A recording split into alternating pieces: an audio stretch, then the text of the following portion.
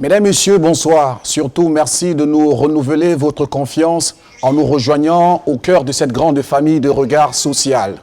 Notre cause est noble, celle de pouvoir apporter du sourire, celle de pouvoir apporter de l'aide à ces personnes démunies, ces personnes qui souffrent dans leur être. Certainement des personnes également qui essaient de vous tendre la main à leur manière. Regard social est une chaîne de solidarité. Une chaîne, bien sûr, qui est confortée par les efforts de tous et de chacun. Ces efforts qui visent à pouvoir apporter du boom dans chacun des cœurs des personnes éprouvées. Mesdames et messieurs, bonsoir une fois encore.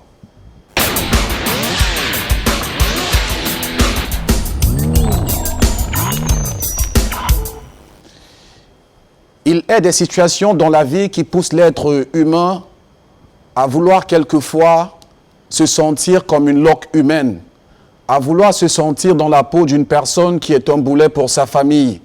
Il est des situations qui peuvent pousser l'être humain au suicide. L'histoire est celle de Mouto Madeleine, une femme de la quarantaine qui aujourd'hui n'arrive véritablement plus à pouvoir tenir sa famille.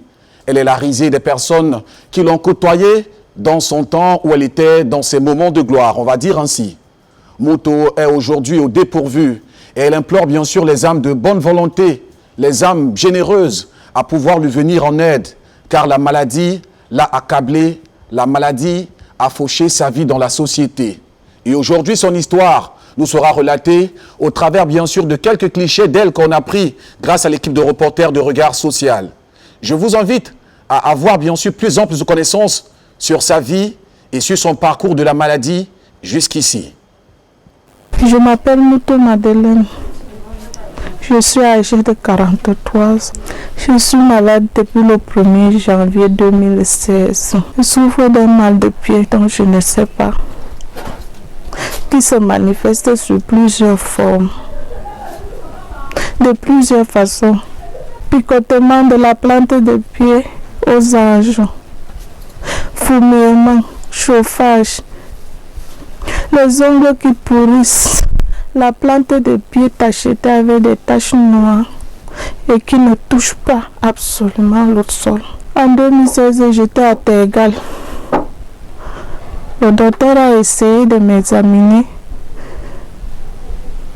Il a dit qu'il n'a rien vu de ce qui me dérange.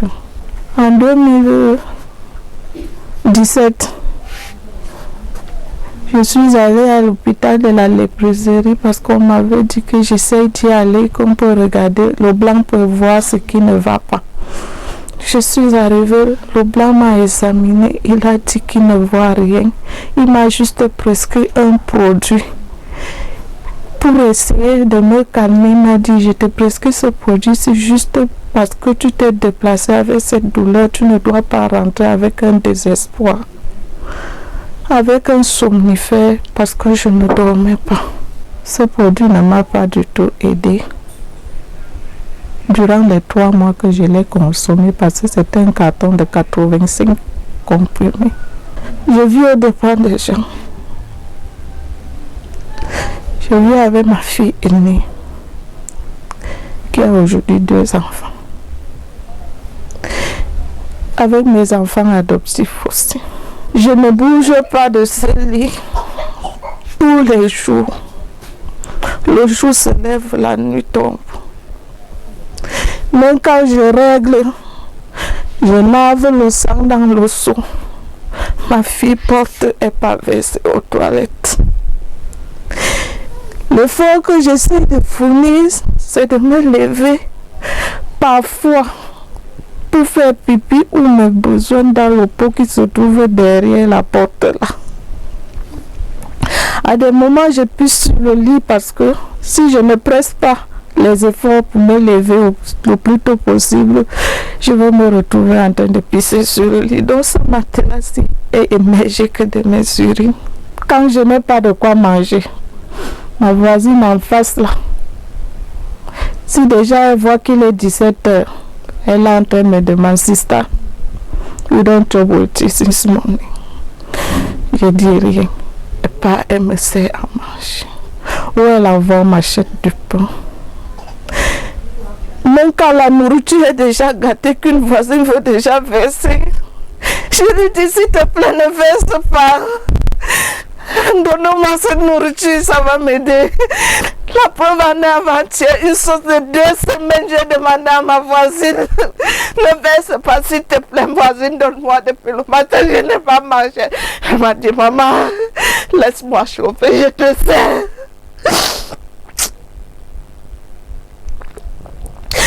Je ne suis soutenue que par les inconnus, je n'ai pas de famille. Mes camarades de classe font ma plus grande force. C'est eux qui m'envoient surtout de l'argent. Et parfois, quand ils m'envoient cet argent, je suis obligée d'enlever une partie pour donner au bail, une partie pour essayer de soutenir la maison. Tout le monde part, on m'enferme dedans. Je suis la gardienne des concessions des gens. Je ne sors pas. Quand les gens rentrent, on me demande la clé par la fenêtre. Je passe la clé. Si c'est les enfants de la cité, maman, mamie, ou donc Kambagi ou Ideki, ou Kamiti ou Foïsat, je les passe la clé. Ils ouvrent, ils viennent me trouver dedans. C'est comme ça que je vis. J'avais un ami qui a essayé de me tenir la main pendant 2 ans. En 2018,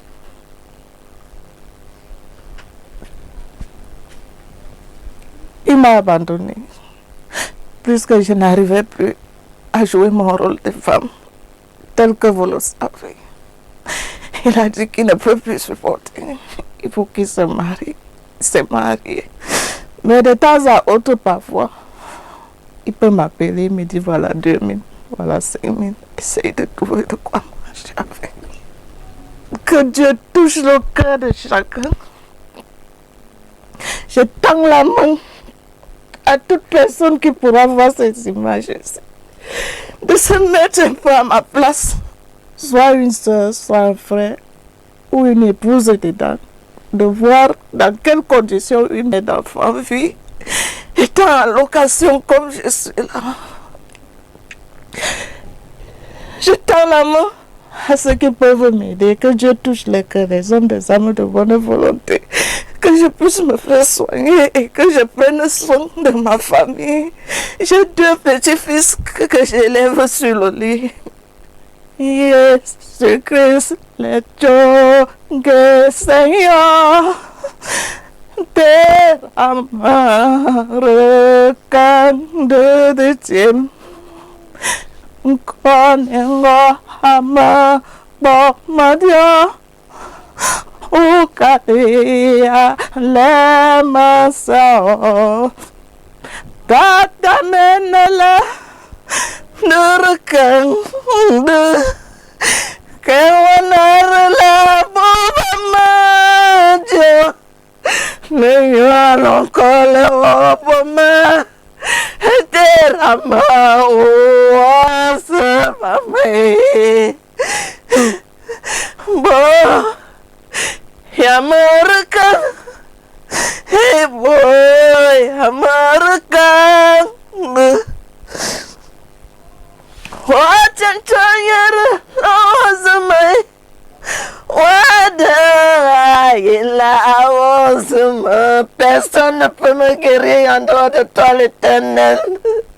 Maintenant yang meme kebiakan ngong kulut kan kebele kulu main mana makulinya she meta fon sa flop mayu maya benen mukunu biangi fon sank nun bera bele kino si afatel singina meta beniana mama fulo hoyo lo tel patel mama le mangwalen do albu san len kendo kese den dum bon bem benga bende ku so embu mana ana bele na dan parwas dan me sansang tata so amu bekke ndak na o lore ke bayeren bachemba parwas dan le suma ndemana bo dan lis ana yalbe kuruma na ibu ma to ile ngedi la muta madelen bacham koyo anyi bikali Kuru beret suama lemboran kang datuama pagtafo yale. Dada katidon. Useni. Miji ed. Useni. Dada katidon ginos. Odoraram. Oui, quand je vais à chaque endroit comme à l'église, on prie, on me dit, les autres disent, tu n'as pas la foi. Je demande, que signifie avoir la foi? Dites-moi un peu. Parce que mes frères en Christ m'ont amené à la Kentie, m'ont abandonné en disant, je n'ai pas la foi. J'étais devenue l'insulte du docteur chaque jour. Au point où il fallait l'aide pour que je sorte de cet hôpital. C'est un seul frère en Christ qui s'est porté. Alors il a dit non. Déjà, c'est dans ma voiture que je l'ai amenée à la Quintini. Je ne peux pas la laisser à la Quintini, quel que soit ce qu'on peut dire. Je dois la ramener et la laisser chez elle. Donc, je cours d'église en église. Je parcours de pasteur en pasteur. Que je fais à qui? Pourquoi me faire souffrir ainsi? Même si j'ai fait quoi à qui, la personne ne peut pas me pardonner. 6 ans. Le quotidien ici n'est toujours pas facile parce que ma mère est une femme qui a beaucoup d'éducation. J'ai eu l'âge de 15 ans avant de connaître ce que ma mère voyait ses mensonges, parce que jamais au grand jamais, même se gagner devant moi, elle n'avait jamais fait cela. Mais aujourd'hui, je me retrouve en train de porter le pot avec le sang, je pars vider. Je prends ces sels, je pars vider. Je me retrouve ici là dans la chambre.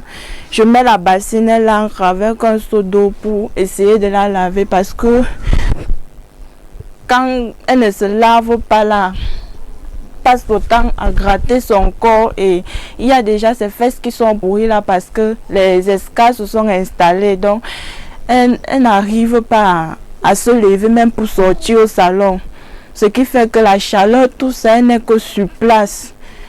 Le quotidien ici là, pour pouvoir mettre quelque chose sous la dent, comme je venais de dire, si ce ne sont pas les inconnus, c'est le père de mes enfants ou encore le petit marché. On ne dort pas aussi la carte, on essaie toujours de faire quelque chose parce que ce n'est pas facile.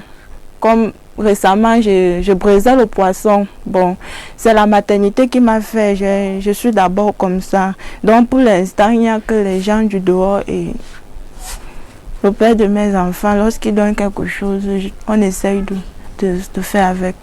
Même quand le sommeil arrive à la prendre, c'est vers les 5 heures de là, c'est déjà le matin. C'est comme ça que ça part. Elle passe toute la nuit à se démanger, à crier la douleur, les pieds à pleurnicher. C'est comme ça toute la nuit. Et quand c'est comme ça, je suis là avec les enfants, ça ne me laisse pas. Je ne sais pas comment me départager. Elle est là, elle plonge. Parfois, quand ça ne va pas, je peux appeler la voisine que pardon, ça ne va pas. Si possible, viens m'aider ici. Là. Parfois, elle vient s'asseoir ici, elle passe nuit avec nous. Elle arrête les pieds de la mère. Elle ne fait que pleurnicher. Ses pieds, ça chauffe, ça picote. Ça chauffe, ça picote. On va beau toucher, on va beau mettre là, on va beau faire ce qu'on peut, mais ça ne change rien. La majorité de ces nuits, c'est assise en train de pleurnicher. S'il vous plaît. Je ne suis pas capable de tout dire. Parce que je suis tellement étouffée. Parce que je ressens. Seul Dieu connaît ma situation. Vivre sans marcher, c'est mourir étant vivant. Je vous en prie. Essayez de voir une personne que le jour se lève, la nuit tombe pendant 6 ans. 6 ans, ce n'est pas 6 jours. Hey, mon Dieu.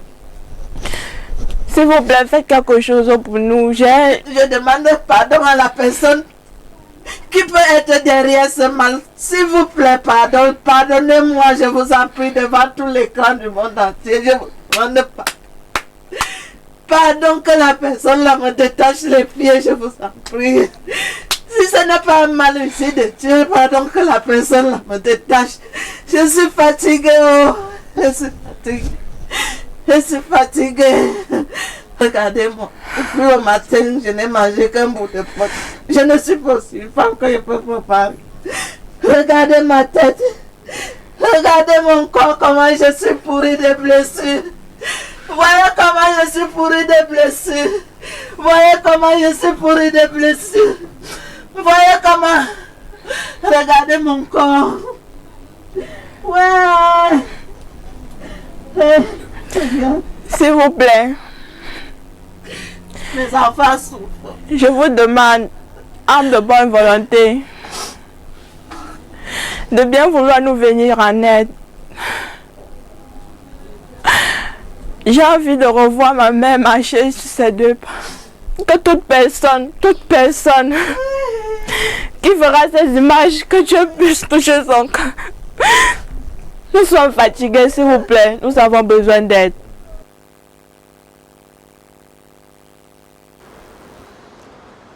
À travers ces larmes, on peut lire plus que dans les lentilles d'un microscope les peines qui accablent cette dame de 43 ans aujourd'hui par là, qui souffre dans son être et qui ne demande que compassion et attire votre attention afin de lui accorder un regard social de faveur. L'insensibilité n'étant pas humain, j'ose croire et espérer que cet élément soit allé chercher au plus profond de vous cette once de pitié pour que votre magnanimité puisse être manifestée à son intérêt, à son égard. Merci de nous retrouver. Si vous le faites seulement maintenant, rassurez-vous, nous sommes en jeunesse de ce programme et puis nous serons accompagnés durant son courant par des experts de maladies anatomiques et mentales. On aura également les témoignages de Madame Mouto Madeleine qui est sur ce plateau et sa fille d'ailleurs qui nous ont rejoints. On va commencer par se tourner par la fille de Madame Mouto Madeleine qui est avec nous. Bonsoir, c'est Catherine, c'est ça? C'est ça. Bonsoir Catherine. Bonsoir. On te voit tout en larmes. Tu es véritablement éprouvée par la situation que traverse ta mère. Comment a commencé la maladie? Comment elle s'est manifestée au départ?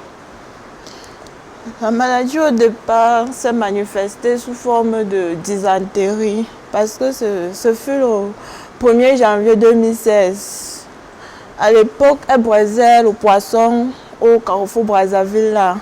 Donc, c'était la traversée du 31 au 1er. Lorsqu'elle a fini de vendre, nous avons porté les choses pour la maison. Aux environs de 2 heures, nous sommes rentrés à la maison. De 2 heures à 3h30, d'où elle a commencé les malaises, elle a commencé à faire les selles sur le lit.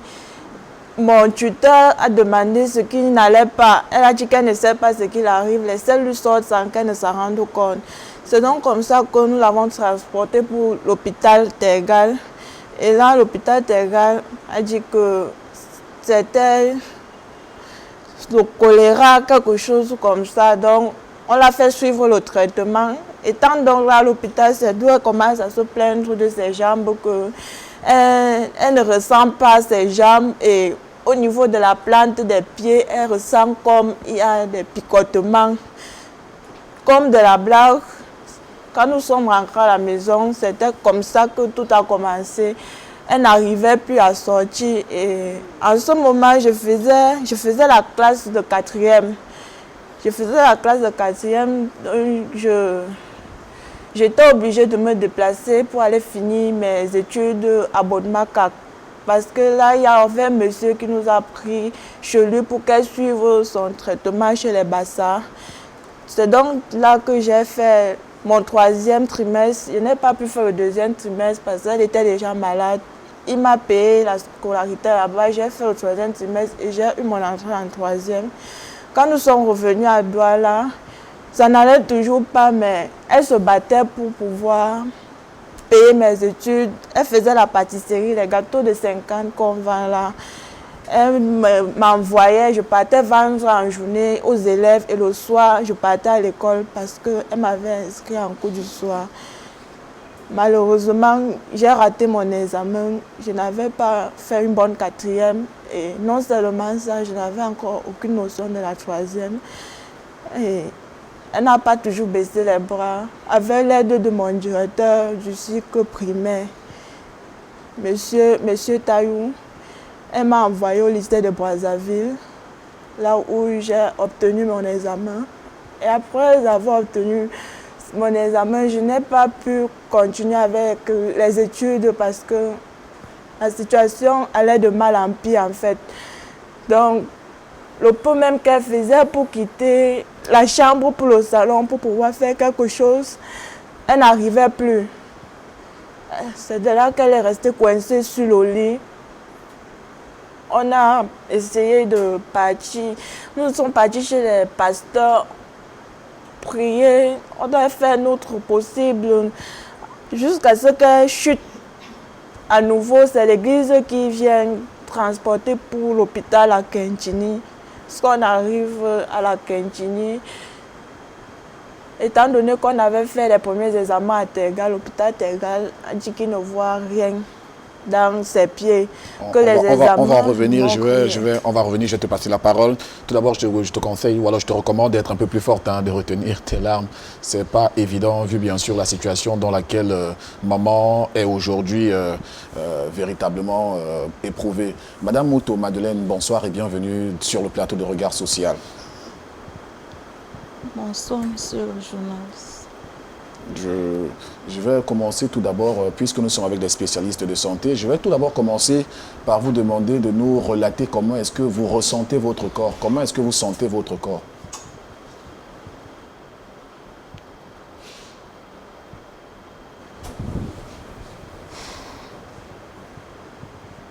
Merci. Tout d'abord, je rends grâce à mon Dieu pour le souffle de vie qu'il m'accorde jusqu'à aujourd'hui, où je me trouve devant vous, là, sur ce plateau. Je me sens très épuisée. Ce désagrément est très, très abasourdissant pour moi.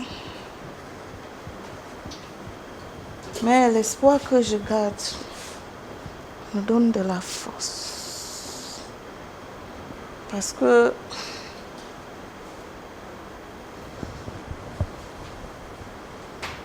le Dieu Tout-Puissant veille sur moi. Le mal de cœur, la tête qui meurt d'un côté, c'est pas facile pour moi. Je n'arrive pas souvent à beaucoup expliquer à mes enfants tout, pour ne pas tellement les inquiéter. Oui. Mais seul moi et mon Dieu savons ce que je ressens. Les pieds sont fatigués.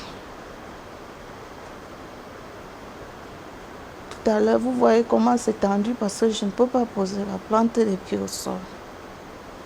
Et quand c'est tendu comme ça, la tremblote me tient. Ce qui fait que, ne serait-ce petit effort que je fournis à la maison, parfois, pour essayer de me précipiter, de ne pas pisser sur le matelas,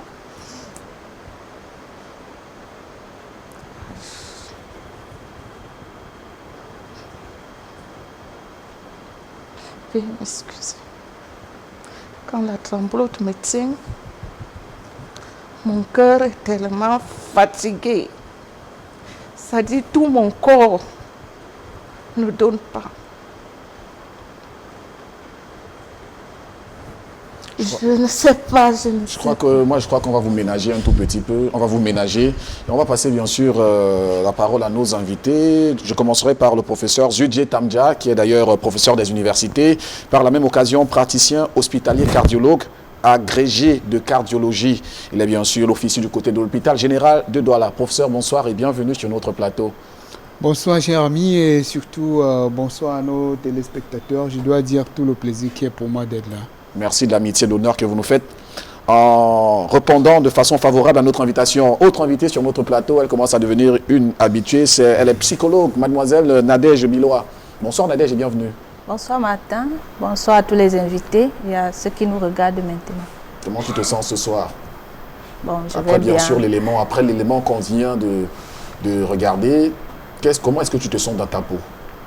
Je vais bien, je ne vais pas dire que je suis indifférente à ce qui se passe. Je suis touchée et mon devoir, c'est d'aider à garder le moral haut. D'accord. Pour commencer, je commence par toi, avec le questionnaire. Il n'y a pas de Elle a souci. parlé tout à l'heure dans l'élément du fait qu'elle soit allée à moult reprises pour un diagnostic ou alors pour une consultation chez les médecins, sauf que la maladie n'a pas été décelée. Elle rentrait sans véritable résultat. Est-ce que vous pensez, vous, que cela peut avoir... Est-ce que vous êtes d'abord africaine dans l'âme, ancrée dans la culture? Je suis africaine. Sauf que je n'ai pas les lunettes que tout le monde peut avoir en tant qu'Africain. J'ai les lunettes d'une psychologue, d'une scientifique. Et c'est par là que je peux faire mes analyses. Je le dis comme ça parce que je veux venir par le fait que... Je veux tirer par le fait que... est-ce que vous ne pensez pas que cela puisse être un problème d'ordre spirituel? Avant de... C'est ça, c'est pour ça que je disais que moi, j'ai mes lunettes. Je peux voir ce qui est d'ordre pensée, émotion, comportement. Mais l'esprit, bon, On va donc répondre par la science. Alors, oui, je préfère. dites-nous, dans quel état d'esprit peut se trouver un sujet, passez-moi l'expression, c'est une expression que vous utilisez dans votre jargon, dans quel d'état d'âme peut se retrouver un sujet qui connaît ce genre de trouble, ce genre de malaise, ce genre de malheur? On va d'abord dire qu'avec le temps, la médecine a évolué.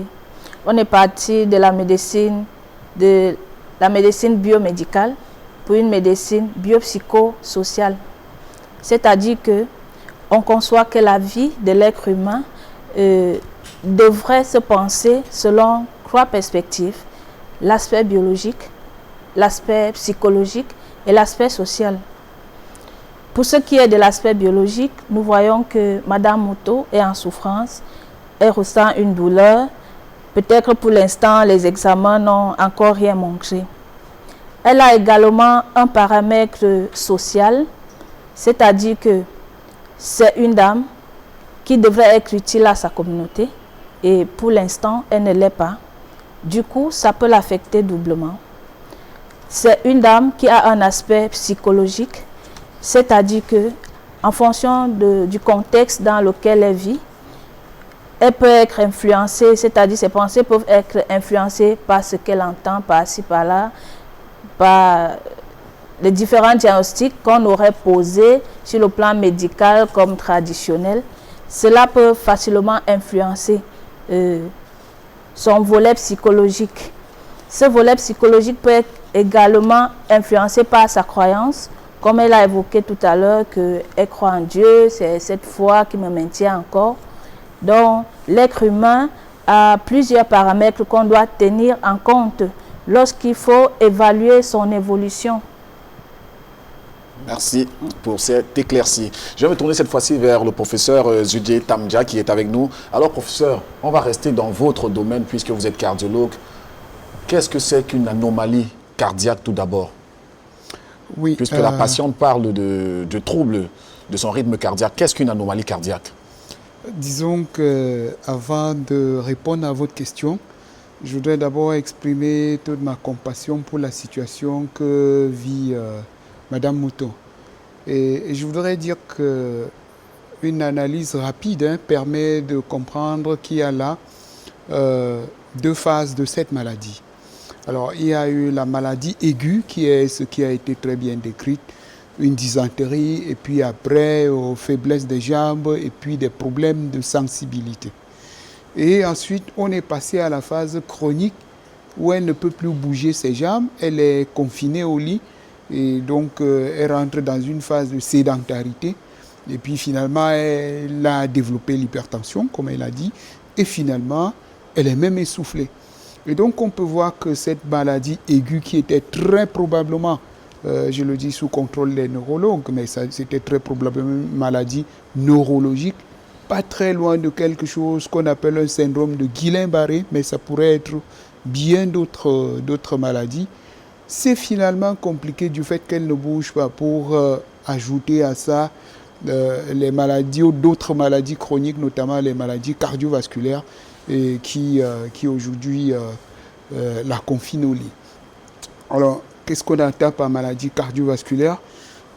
C'est toute maladie qui peut affecter le cœur ou les tuyaux qui partent du cœur, qu'on appelle les artères, ou alors les tuyaux qui reviennent au cœur, qu'on appelle les veines. Alors, le cœur, c'est tout ce petit organe qui est situé dans la poitrine, qui bat 24 heures sur 24, 7 jours sur 7, 365 jours sur 365. Le cœur ne se repose jamais et il se contracte et se relâche avec pour but d'envoyer une quantité de sang suffisante pour faire fonctionner nos organes. Alors, toute maladie qui affecte le cœur ou qui affecte les tuyaux fait donc partie de ce qu'on appelle les maladies cardiovasculaires. Alors, parlons bien sûr des maladies cardiovasculaires. Comment est-ce qu'on entre au contact d'une maladie cardiovasculaire? Qu'est-ce qui peut déclencher chez un sujet de 42 ans, pour parler de son cas de 40 ans et plus, qu'est-ce qui peut être à l'origine de cette anomalie vasculaire cardiaque? Alors, les maladies cardiovasculaires, de manière générale, on va dire qu'il y a les maladies qu'on naît avec. Les enfants peuvent aussi avoir des maladies cardiovasculaires, donc c'est ce qu'on appelle les maladies cardiovasculaires congénitales. Les gens sont nés avec. C'est souvent parce que la maman a eu une infection qui a donné une malformation chez le bébé et le bébé est né avec. Et puis il y a donc les maladies cardiovasculaires acquises, dont notamment la plupart des facteurs risques cardiovasculaires, dont l'hypertension artérielle, qui est vraiment le tueur silencieux numéro 1 chez nous, qui se développe simplement avec notre vie sur Terre, notre mode de vie sur Terre. Au fur et à mesure qu'on augmente en âge, on a une augmentation du risque de faire une hypertension artérielle. Si on est sédentaire, si on ne bouge pas assez, en sachant que la plupart de la population est sédentaire, on considère que on fait assez d'activité physique. Si on fait au moins 30 à 45 minutes d'activité physique qui accélère le cœur par jour, et donc vous pouvez voir qu'une bonne partie de la population est sédentaire. Si on est sédentaire, on peut faire les maladies cardiovasculaires. Si on a un peu plus de poids, si on a du diabète et si on fume ou si on boit exagérément de l'alcool. Alors l'ensemble des facteurs que j'ai cités là font partie de ce qu'on peut appeler les facteurs modifiables, c'est-à-dire que ce sont des facteurs sur lesquels le sujet peut lui-même entreprendre une action et réduire ses chances de faire une maladie cardiovasculaire. En revanche, à côté de ça, il y a les facteurs qui sont non modifiables, c'est-à-dire que, par exemple, le fait d'avoir un parent qui a une maladie cardiovasculaire va augmenter notre risque de faire une maladie cardiovasculaire, et ça, on ne peut pas changer. Notre âge également, et puis je dois dire que les hommes font un peu plus de maladies cardiovasculaires que les femmes. Donc, dans le cas de la dame, le fait d'avoir été obligé de rester sur place pendant plusieurs années, forcément a conduit à une modification de son mode de vie avec un certain nombre de choses qui font que l'hypertension survienne. Et si elle n'est pas bien soignée, eh bien, naturellement, elle prédispose à des complications. Justement, vous embrayez sur la question que j'allais vous poser tout à l'heure, celle de savoir, est-ce qu'on peut vivre avec un rythme cardiaque diminué, affecté? Oui, alors les maladies du rythme cardiaque, c'est autre chose. Mais les maladies du rythme cardiaque font partie du grand groupe des maladies cardiovasculaires. Pour faire simple, le rythme cardiaque, c'est quoi? C'est-à-dire que le cœur, il bat sans avoir besoin qu'il y ait une activité exogène. Donc le cœur produit son propre courant électrique et l'utilise, et ça lui permet de battre d'une manière très régulière. Et on va dire qu'en général, le cœur bat à peu près entre 50 et 100. Et si le cœur bat très lentement, eh bien, c'est ce qu'on appelle les bradycardies. S'il bat très vite, c'est ce qu'on appelle les tachycardies. Et parfois, il peut battre de manière désordonnée. Donc, l'une des trois situations-là correspond à ce qu'on appelle les maladies du rythme cardiaque. Quand elles sont bien diagnostiquées, surtout si elles sont diagnostiquées à temps, il y a des traitements adaptés pour chacune des situations et les gens peuvent vivre avec leur maladie sans, en fonction du moment où on l'a découvert. Alors, comme on le dit toujours, hein, prévenir vaut mieux que guérir. Donc, plus tôt on diagnostique, mieux on peut soigner et mieux les gens peuvent retrouver une vie normale. Si elle est diagnostiquée tardivement, eh bien, les chances de retrouver une vie normale deviennent quand même un peu plus difficiles. Mais le rôle de la médecine aussi, c'est de prolonger la vie sur Terre. Justement, à votre suite, j'aimerais rappeler à nos téléspectateurs qu'on s'excuse pour des absences qui sont remarquées ou alors des absences de certains experts qui nous auront rejoints dans ce plateau. Je pense tour à tour au docteur Nana, neurologue qui s'est absenté, en fait, qui nous a demandé une excuse pour le fait de ne pas pouvoir être sur notre plateau. Également, le professeur Kadifna, qui est en soutenance, qui ne sera pas là ce soir, sociologue. On aurait bien eu besoin d'eux, mais on va faire avec sur notre plateau. Je reviens du côté de notre psychologue, Nadège Biloa. Alors Nadège, dis-nous plutôt, comment peuvent se sentir les personnes, la famille proche et très serrée de Madame Mouto en cette période, puisqu'on sait que c'était le soutien de la famille, c'est elle qui ramenait de quoi faire la nourriture à la maison. Aujourd'hui, elle est diminuée, elle est carrément devenu un boulet pour sa famille. Comment peuvent se sentir les êtres de cette maisonnée? Comme je l'ai évoqué, l'être humain ne saurait être un être isolé. Il est individuel, en même temps collectif. Ça fait que l'affection d'un membre dans la famille, d'un maillon, va forcément affecter et sa famille et son entourage. Comme elle évoquait tout à l'heure, ses amis qui sont touchés par sa situation et qui lui apportent de l'aide.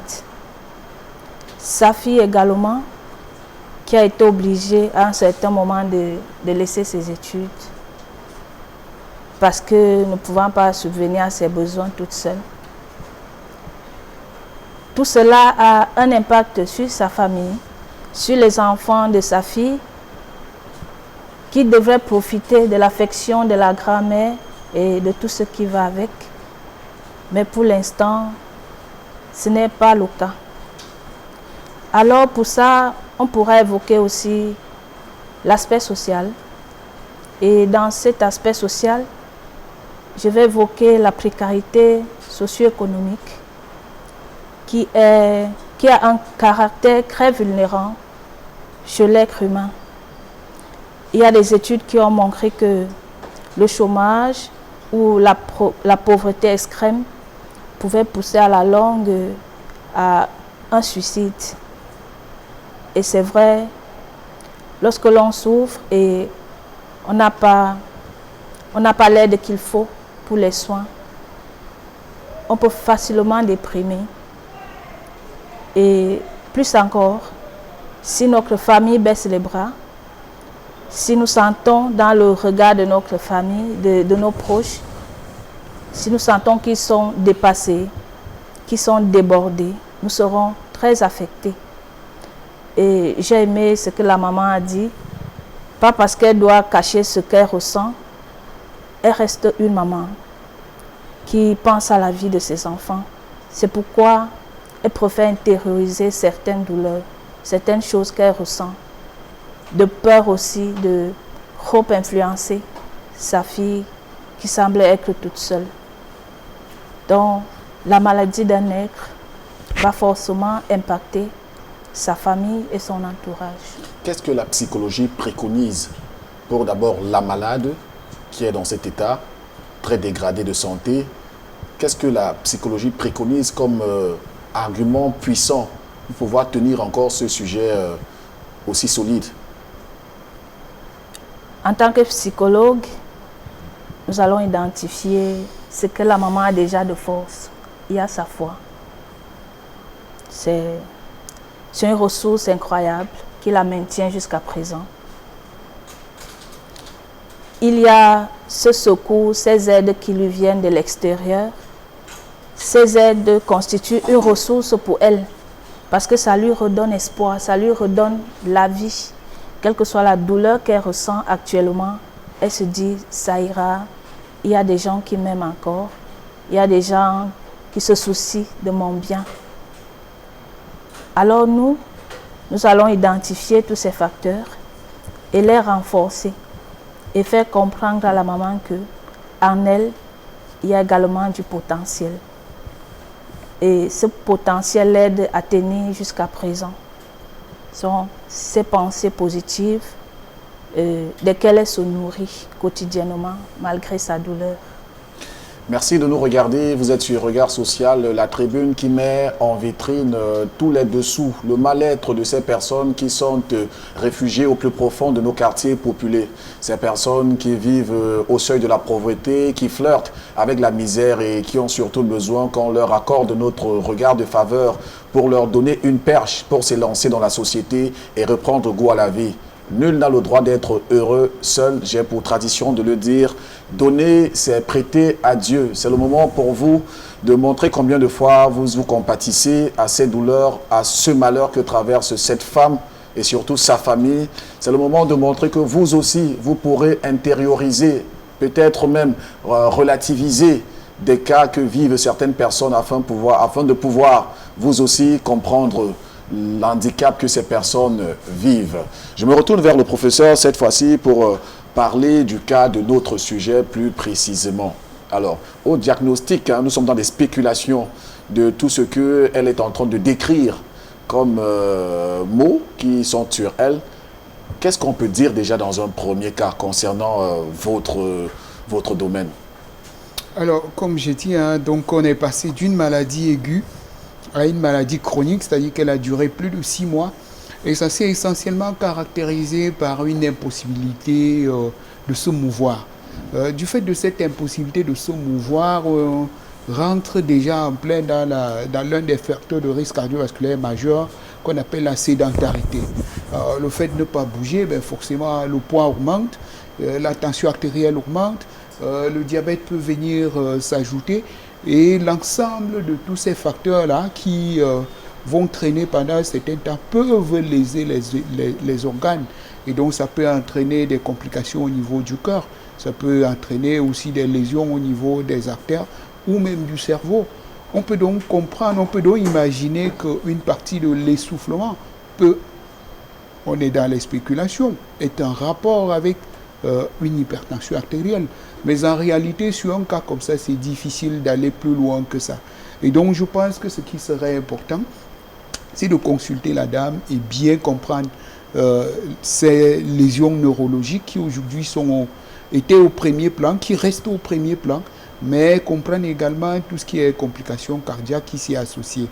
En revanche, je voudrais profiter de cette occasion. C'est sûr que le sociologue dirait mieux que moi, pour reprendre un peu votre fin de phrase, qui est vraiment le cycle de la pauvreté. Le cycle de la pauvreté et les maladies chroniques. C'est-à-dire on est incapable de se soigner, donc on ne peut plus subvenir à ses propres besoins, notre activité baisse, on ne peut pas subvenir aux besoins de ceux qui sont autour de nous, et donc finalement ceux qui sont autour de nous ne peuvent même pas aller à l'école et ne peuvent donc pas subvenir à leur propre vie, et ça établit un cercle vicieux. Donc les maladies chroniques, les maladies cardiovasculaires, c'est une grosse préoccupation parce que c'est quasiment un frein au développement d'une nation. Alors certainement, il y aura des réactions des personnes qui vont se manifester pour le cas de Mme Mouto-Madeleine. Mais au stade où nous sommes déjà, docteur, qu'est-ce qu'on peut préconiser pour qu'elle puisse avoir, comment dire ça, pour qu'elle puisse retrouver un rythme cardiaque stable? Qu'est-ce qu'il faut préconiser déjà là? Alors, vous insistez beaucoup sur le rythme cardiaque, mais je puis vous assurer que l'ensemble des symptômes qui ont été présentés comme ça de manière très brève, n'ont pas orienté vers le rythme cardiaque. Mais elles ont orienté vers une éventuelle maladie qu'on appelle une insuffisance cardiaque, c'est-à-dire une situation au cours de laquelle le cœur devient incapable d'assurer son travail. Son travail qui est de se contracter et de se relâcher pour donner une quantité de sang suffisante pour la vie des organes. Alors dans ce moment-là, on peut être essoufflé, le ventre peut enfler, les pieds peuvent enfler, on peut sentir son cœur battre. On peut avoir ces symptômes-là et ça oriente donc vers une insuffisance cardiaque. Il faut consulter naturellement un bon spécialiste qui va faire le diagnostic en faisant quelques examens et ensuite prescrire un traitement qui, la plupart du temps, améliore les patients. même si les gens ne retrouvent pas l'état antérieur quand l'insuffisance cardiaque est très sévère, au moins on retrouve une qualité de vie acceptable pour la plupart des patients. Est-ce que l'insuffisance cardiaque cette insuffisance cardiaque peut être à l'origine d'autres maux qui peuvent être déclenchés bien plus tard? Oui, l'insuffisance cardiaque peut naturellement se compliquer elle aussi, parce que c'est le cœur qui perfuse tous les organes. Et donc, naturellement, les organes qui ne sont pas perfusés peuvent rentrer en dysfonction. On peut rentrer en insuffisance rénale, le foie peut mal fonctionner, le cœur lui-même, ça peut se compliquer au niveau du cœur par ce qu'on appelle les troubles du rythme. Et parfois, les troubles du rythme, donc, on en a parlé tantôt, et parfois, donc, on peut arriver vraiment à une situation où il ne reste plus autre chose à faire que de changer quasiment le cœur, la situation qu'on appelle l'insuffisance cardiaque terminale. Et donc, on ne souhaite jamais qu'un malade arrive à ce stade-là. Le plus vite on fait le diagnostic, on met un traitement, on peut espérer que le malade peut récupérer. Donc, c'est important de prévenir ces maladies-là. Alors, on parlait bien sûr de spéculation parce que, au vu bien sûr du dossier médical qui nous a été présenté, madame dit avoir fait quelques visites, mais qui n'ont rien démontré. C'est ça, Catherine, si je me trompe. Et les visites étaient à quelle période? À quel moment et à quel moment précisément? Puisque ça fait 6 ans de maladie déjà, dans laquelle maman est plongée. À quel moment vous avez commencé par faire des consultations? On a commencé à faire les consultations quand on l'avait amené à Tergal d'abord pour problème de diarrhée qu'il avait pris brusquement. Lorsqu'elle a commencé à se plaindre que ses jambes également ne signalent pas et au niveau de la plante des pieds, ça chauffe et ça picote. Donc on a fait des examens et les examens n'ont rien montré. Encore, lorsque nous étions partis à la Quintini, je pense que c'était en 2018, oui, lorsqu'elle a chuté, les frères en Christ nous ont transportés pour l'hôpital à Quintini. C'est de là qu'on nous a demandé de faire un autre examen qui coûtait 45 000 francs le pied. Donc les 2 pieds devaient se lever à 90 000 francs. Étant donné que nous étions seuls, et c'est l'église qui nous a d'abord amenés, n'avait pas la possibilité. Donc nous sommes rentrés sans faire cet examen-là. Alors, mais par contre, les examens que vous avez fait, les premiers examens que vous avez fait n'ont rien démontré. Oui, non, rien. Est-ce que vous avez fait un examen de cœur? Non. Je veux dire une radio? Non. C'était défaut de moyens? Oui. Vous comprenez aisément, mieux que moi peut-être, dans quelle situation est plongée cette famille. Une famille qui est au dépourvu, une famille qui ne demande qu'assistance, une dame de la quarantaine qui ne demande qu'à vivre pour le bonheur de ses enfants et ses petits-enfants. Elle le disait encore dans son propos à travers l'élément diffusé, qu'elle est devenue une grand-mère qui n'arrive pas à prendre soin de ses petits-enfants. Qu'est-ce que vous en pensez, vous, si vous étiez dans sa peau? Que ressentirez-vous? C'est le moment d'agir, de pouvoir lui témoigner votre compassion, de manifester votre générosité, de comprendre que l'homme est au-delà de toutes les autres valeurs, de remettre l'homme au centre de la vie et de lui apporter soutien quand il le faut. Quel que soit votre geste porté par la bonté et par la générosité, ça pourra bien sûr guérir, que dis-je, ça pourra bien sûr oxygéner la vie de Madame Mouto Madeleine. Mesdames, Messieurs, merci surtout de nous retrouver. Les contributions, vous savez comment ça se passe, c'est bien sûr par les canaux téléphoniques inscrits au bas du petit écran. Et puis, vous pourrez naturellement avoir le suivi de vos cotisations sur ce plateau. Je reviens vers le psychologue, cette fois-ci, pour parler de l'ambiance qui règne dans ce genre de famille et dans les entourages, puisque Mme Mouto dit être soutenue quelquefois par des voisines qui s'apprêtaient quelquefois à jeter des aliments déjà périmés. C'est de ça qu'elle vit. Quel est le regard que autrui peut porter sur elle? On peut déjà féliciter les efforts de ceux qui lui viennent en aide. Peut-être, on dira qu'il y a ceux qui, peut-être mal intentionnés, ou des personnes avec qui elle a eu des soucis auparavant, qui seraient peut-être, comment dire, satisfaits de la voir clouée. Et je pense qu'elle serait affectée si quelqu'un lui manifestait une chose de ce genre. Que, par exemple, tu te baladais, tu te vantais, tu te prenais un peu trop, voilà que je sais que ça va l'affecter. Et nous savons que ça va beaucoup l'affecter. Nous savons également qu'elle peut se sentir stigmatisée parce que les gens vont se poser des questions. Est-ce qu'elle n'a pas trempé les mains? Est-ce qu'elle n'a pas vendu quelque chose? Est-ce qu'elle n'a pas volé? Est-ce qu'elle n'a pas pris ce qui ne lui appartenait pas? Autant de questions, autant de choses que l'entourage peut dire, surtout qu'on ne peut rien contrôler de ce qui vient de l'extérieur. Beaucoup de choses peuvent se dire. Toujours est-il que ceux qu'il aime et ceux qu'elle aime ont le devoir de lui manifester leur soutien, d'être de plus en plus proche d'elle pour l'aider à être nourri par des bonnes pensées, par de l'espoir. Je pense que c'est ça qui va aider Madame Moutou à faire face à sa situation en attendant l'aide financière qui forcément, je crois, viendra pour qu'elle puisse faire des examens appropriés et que ça nous sorte aussi de ce suspense où on se dit que son mal serait surnaturel. D'accord. Je vais passer cette fois-ci au professeur, peut-être au dernier tour. Professeur, qu'est-ce qu'on peut donner comme recommandation à Madame Moutou pour son cas d'insuffisance cardiaque? Qu'est-ce qu'on peut donner comme conseil en attendant bien sûr de faire le diagnostic? J'aimerais bien qu'on puisse lui trouver déjà une petite solution pour qu'elle puisse se sentir un peu plus mieux. Peut-être pas une solution définitive à son problème d'insuffisance cardiaque, mais qu'est-ce qu'elle peut déjà mettre en pratique pour se sentir bien dans sa peau, entre guillemets? La première chose qu'on peut dire, c'est qu'il faut consulter les experts qui vont faire un diagnostic et derrière le diagnostic, il y a un traitement. La médecine est forcément un petit peu plus compliquée que ça. En revanche, je peux profiter de votre question pour simplement éduquer un peu la population sur la prévention des maladies cardiovasculaires. Alors, il faut dire qu'on peut diviser la population en 4 grands groupes.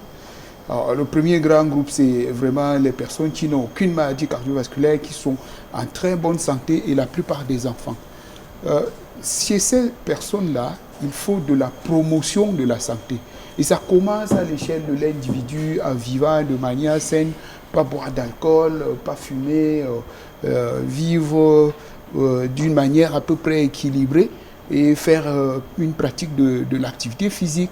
Et ce n'est pas seulement l'individu, la société aussi. Si vous travaillez dans une entreprise et que le chef d'entreprise ouvre, par exemple, une espèce d'espace de loisirs ou de fitness, eh bien, le chef d'entreprise est en train de contribuer à la prévention des maladies cardiovasculaires. Si monsieur le maire crée un espace où on peut aller marcher, courir, monsieur le maire est en train de contribuer à la réduction des maladies cardiovasculaires. Donc ça, c'est le premier grand groupe. Après, vous avez le deuxième grand groupe de personnes qui n'ont que des facteurs de risque. Ils ont peut-être l'hypertension, le diabète, mais ils n'ont pas encore de symptômes. Et donc, ces personnes-là qui n'ont pas encore de symptômes doivent aller vers les médecins, on les dépiste, on les met sous traitement et ça évite d'avoir les complications. Et qu'est-ce que la société peut faire? Ben, la société peut effectivement aider à acheter les médicaments. Les pouvoirs publics peuvent aider à mettre en place une assurance maladie qui permet à ces personnes-là de s'offrir leurs médicaments. Et vous avez donc le troisième grand groupe qui sont les personnes qui ont déjà un certain nombre de complications, l'insuffisance cardiaque, les AVC, la crise cardiaque. Et ces personnes-là ont besoin d'être régulièrement, très régulièrement dans les hôpitaux et ont besoin souvent des équipements assez spécialisés pour être soignés. On va dire que les pouvoirs publics font un peu déjà à ce niveau-là, mais ce n'est pas encore assez, on est encore largement en deçà des espérances. Il y a un problème de prise en charge peut-être? Il y a un problème de prise en charge parce que les populations sont pauvres, elles sont peut-être pas capables de s'acheter leurs médicaments. Il y a aussi un problème de conscience. Parce que je dis toujours, il y a des Camerounais qui boivent une bière chaque jour. Et une bière, c'est au moins 600 francs, mais ils ne peuvent pas s'acheter le comprimé qui leur permet de prévenir l'AVC qui va coûter 300 francs par jour. Donc, il y a toute une sensibilisation à faire à ce niveau. Et puis, vous avez le quatrième grand groupe, on va dire que c'est peut-être probablement là où se trouve Madame Moutou, c'est-à-dire des personnes qui ont fait tout ce chemin-là et qui ont déjà des complications, qui les met quasiment sur le lit ou sur le fauteuil. Et ces personnes-là, il faut encore que la société fasse le maximum de ce qui est faisable pour faire le bon diagnostic, pour mettre les bons traitements, pour surtout s'assurer que ces personnes-là aient des médicaments. Et donc, ça permet de prolonger leur vie sur Terre. La qualité de vie peut encore être améliorée, même à ce stade-là. Alors, professeur, il y a une grande question que nos nombreux millions de téléspectateurs se posent certainement. C'est une question toute bête, hein? Oui. Est-ce que l'on peut espérer que Madame Moutou recouvre sa santé? Alors, c'est une grosse question. Oui, c'est la question. Ça, c'est vraiment la question. On ne sait même déjà pas ce que c'est que les diagnostics principaux. Vu les manifestations. Mais je dirais que le plus important, oui, les manifestations, mais le raisonnement médical est un peu plus que ça. Le raisonnement médical, c'est pratiquement comme le raisonnement du policier. Hein. Et quand on le rate, imaginez un policier qui rate son enquête. Il prend le mauvais suspect et il envoie le mauvais suspect en prison. Voyez-vous? Donc le raisonnement médical, c'est aussi ça. Vous ratez le diagnostic, et bien vous traitez la mauvaise maladie et la personne peut avoir des problèmes liés au traitement que vous avez prescrit. Donc c'est très important de faire un très bon diagnostic. Quand les diagnostics seront faits, sur le plan neurologique, sur le plan cardiovasculaire et même le diagnostic psychologique, la psychologue a sa place. Et quand on aura fait tout ça, quand on aura fait le tour de toute cette question-là, on peut donc prescrire des médicaments appropriés et lui redonner le sourire. Nous avons certainement lésé Madame Moutou qui se sent essoufflée. Madame Moutou, on revient à vous cette fois-ci pour que vous nous parliez des relations que vous avez avec votre entourage aujourd'hui. Comment est-ce que votre entourage vous regarde aujourd'hui? Comment est-ce que ces personnes se comportent avec vous? Est-ce que votre carnet d'adresse en termes d'amis est toujours resté intact? Devant certaines personnes, les amis qui m'ont connu, les personnes qui m'ont connu dans ma vie active, hier, sont toujours près de moi, même pas des gestes, même pas des prières. Puisque je vis dans un quartier où je suis nouvelle présentement. Je peux vous dire, la main de Dieu est tendue sur moi partout où je vais. Tant qu'à Brazzaville où ce mal m'a commencé, ainsi que où je vis présentement. Malgré les moqueries et les pourparlers des gens comme Madame la psychologue venait de dire, je tiens toujours la tête haute parce que c'est le cœur du bandit qui bat.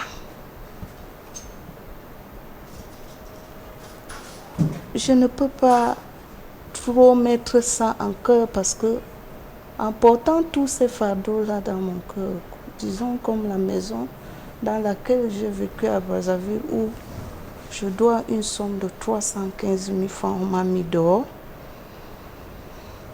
C'était de la merde. Tous les jours, ma bailleresse m'insultait. Elle disait, je pratique, je brûle les écorces. Elle fermentait ses caca pendant peut-être 2-3 jours, puisque elle m'avait déjà demandé de libérer sa maison plusieurs fois. Et je me trouvais toujours incapable. Je n'avais pas franchement la force de me lever et dire que je vais sortir parce que je tenais toujours à la parole de Dieu qui dit ne devez rien à quelqu'un. Je me disais toujours, comme j'étais entrée dans cette maison de mes propres pieds, je sortirai de là étant bien portante. Mais comble de malheur, je n'ai pas pu parce que elle m'a exigé un certain montant. Elle m'a dit, si tu ne me déposes pas 150 000, tu libères. Les amis, mes camarades de classe, puisque nous avons un forum de notre génération, Nous avons été une première promotion dans un CS qui se trouve dans l'Ombam. Aujourd'hui, c'est le lycée appelé CS de Mouko. Alors, de notre époque, nous avons décidé de faire image étrange aux autres comme les élèves, que nous formons une famille, que nous soyons main dans la main. C'est cette famille que je peux vous dire aujourd'hui que j'ai une famille. Il n'y a que ces camarades de classe. Alors, lorsqu'ils ont appris mon malheur, c'est eux qui m'ont demandé de chercher à sortir. Parce que j'ai présenté 80 000 francs à ma bailleresse. Je lui ai dit, voici ce que je peux avoir. Elle m'a dit, si ce n'est pas 150 000. Bon, le mari avait un cœur très patient, un cœur généreux, un cœur soucieux. Il m'a demandé, Madame Mouto, prenez cet argent. Allez vous chercher ailleurs. Je ne sais pas ce que veut ma femme. Vraiment, je ne vous ai pas connu ainsi. Au départ, puisque votre physique, tellement vous gardez votre poids et l'emploi au point où je n'ai pas cru à votre douleur au départ. Mais aujourd'hui, je comprends parce que vous êtes déjà à 5 ans dedans. Voilà comment un samaritain quelconque trempe aussi, met la main pour me soutenir à déménager. Donc, le nouveau quartier où je vis, si je peux vous dire la vérité, je ne suis pas connue là-bas. Vous pouvez parler de moi du matin jusqu'au soir, personne ne peut lever le petit doigt que je connais le visage de cette femme. Hormis peut-être ceux qui peuvent être aux alentours lorsqu'on m'amène soit dans une église, soit comme ce soir, on m'a amené ici. La seule et unique personne qui me tient la main, véritablement, là voilà, ma voisine. Tout mon entourage, y compris mon bailleur qui me remonte le moral avec des mots un peu fortifiants. Oui. Puisque quand je suis arrivée chez lui, il ne savait pas que j'étais malade. Mais lorsqu'il vit qu'on est en train de me transporter pour m'emmener dedans, il a dit, merde, quel genre de personne je veux mettre dans ma maison. Ce n'était pas facile. Le bailleur m'a menacé. Il m'a secoué. Mais le Dieu Tout-Puissant qui touche les cœurs lui a parlé. Aujourd'hui, il est devenu un bailleur exemplaire. Oui, si bien que même son reportage hier, il devait être là, mais il a eu une excuse. Donc, je suis mal vue à certains points, mais bien vue à quelque part. Comme je peux vous répondre. Votre quotidien, comment il se passe, votre matinée, lorsque les premières lueurs du soleil s'annoncent? Comment est-ce que vous passez vos journées? Pour qu'on puisse mieux comprendre par où vous passez, les moments par lesquels vous passez.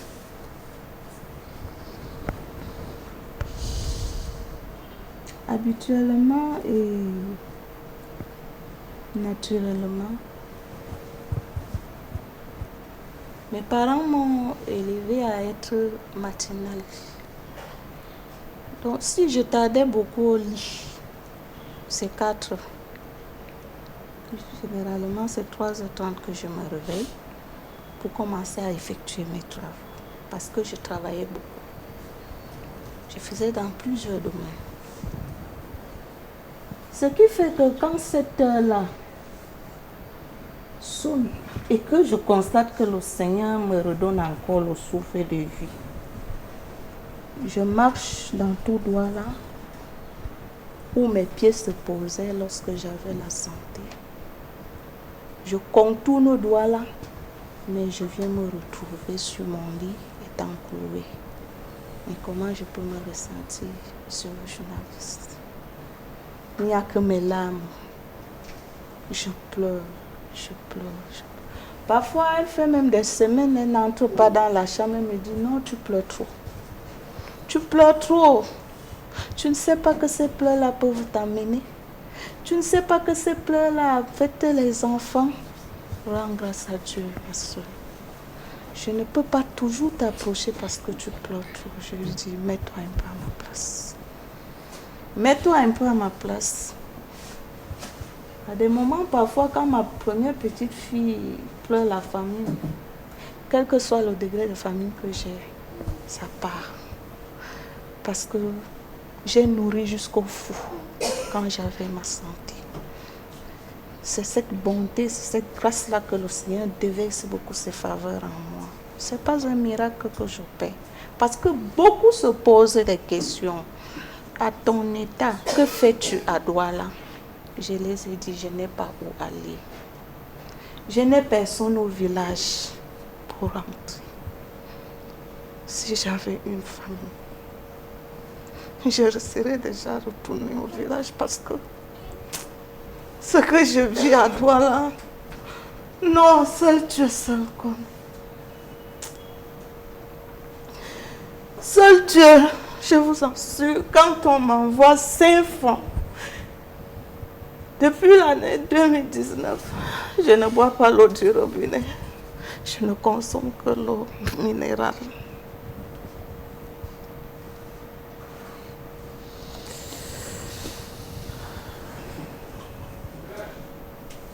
Je suis ici d'une famille, mais je n'ai personne.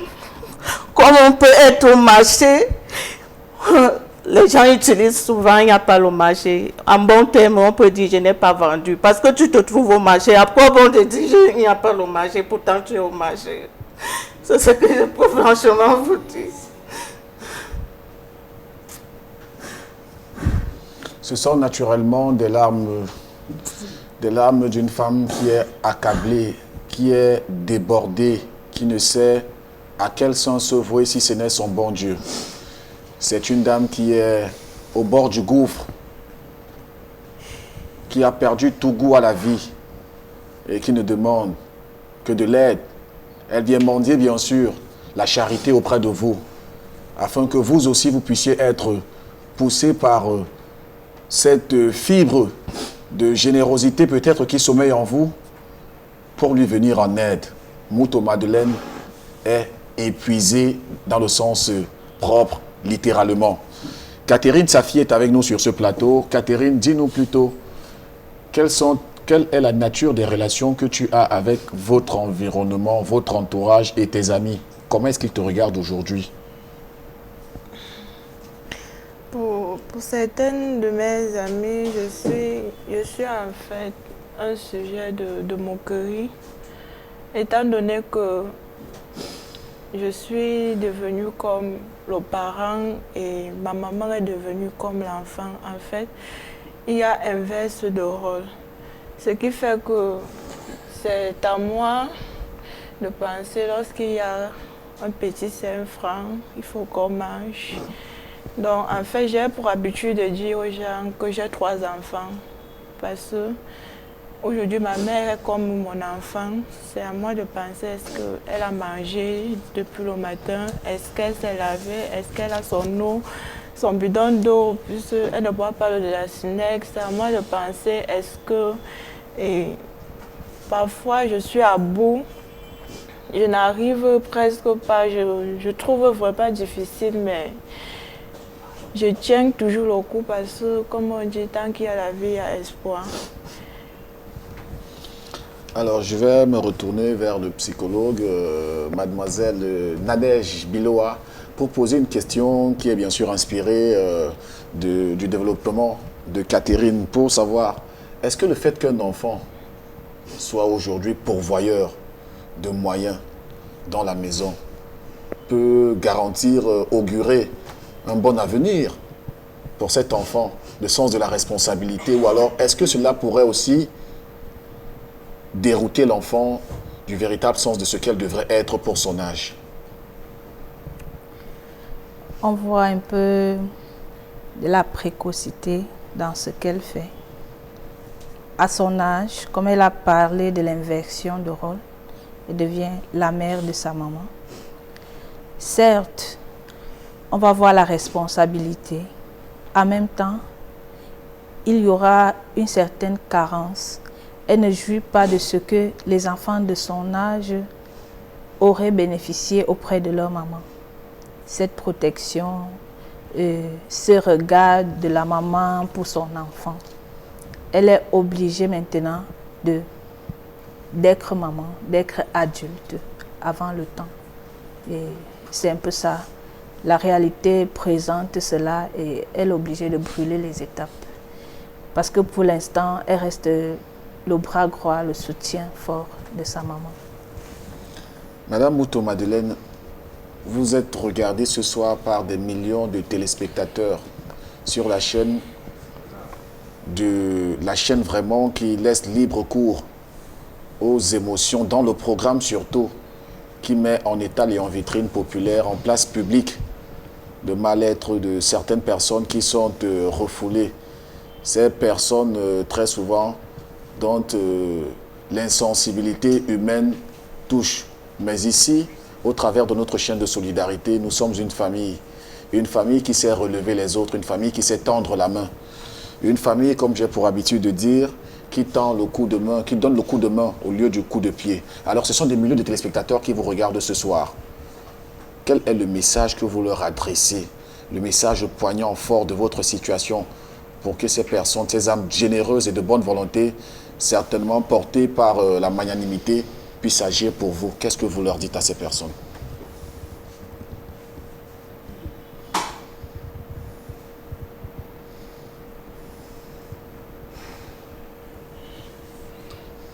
En vérité, les mots me manquent. Mais, comme j'ai commencé à dire depuis hier, je tends la main. Avec un signe de respect tête baissée que mes parents m'ont élevé avec. Je tends la main à tout homme de âme de bonne volonté. De regarder d'abord la situation dans laquelle je me trouve, de juger si c'est cette personne qui pouvait être à ma place, afin de pouvoir me venir en aide, que Dieu touche le cœur de chacun. Je les en prie, j'en supplie tout le monde. De moi-même, je ne peux plus. Je suis limitée à tous les points, je ne peux plus. Je ne peux plus rien là où je suis. Dans la vie, quand on n'est plus capable de se nourrir, ne serait-ce se nourrir pour son quotidien, ça veut dire qu'on est zéro dans sa vie. On n'est plus rien dans la vie. Non. Ma vie n'est que zéro où je suis là. Seul le souffle de vie que l'Éternel m'accorde, qui me fortifie. Que ça soit n'importe qui. Que le Seigneur touche le cœur de chaque âme de bonne volonté de me venir en aide. Que je retrouve la santé par la grâce de Dieu. Parce que c'est Dieu qui guérit. Le remède de soignera le mal au travers de leurs efforts, de leur aide. Mettons cette machine en marche, cette machine qui d'ailleurs n'a jamais démenti de par vos nombreuses contributions qui ont toujours signifié énormément lorsqu'il faut relever une personne qui est à genoux. N'hésitez surtout pas à donner pas tout ce que vous avez, mais ce que vous avez qui pourra bien sûr intervenir de façon favorable pour un cas de santé, peut-être redonner le sourire et surtout la vie à cette personne, Madame Mouto-Madeleine, qui en a mais alors énormément besoin. Catherine, ton petit message à délivrer à ces personnes qui nous regardent pour aider ta maman. Ce que je vais demander à toute personne qui nous regarde en ce moment,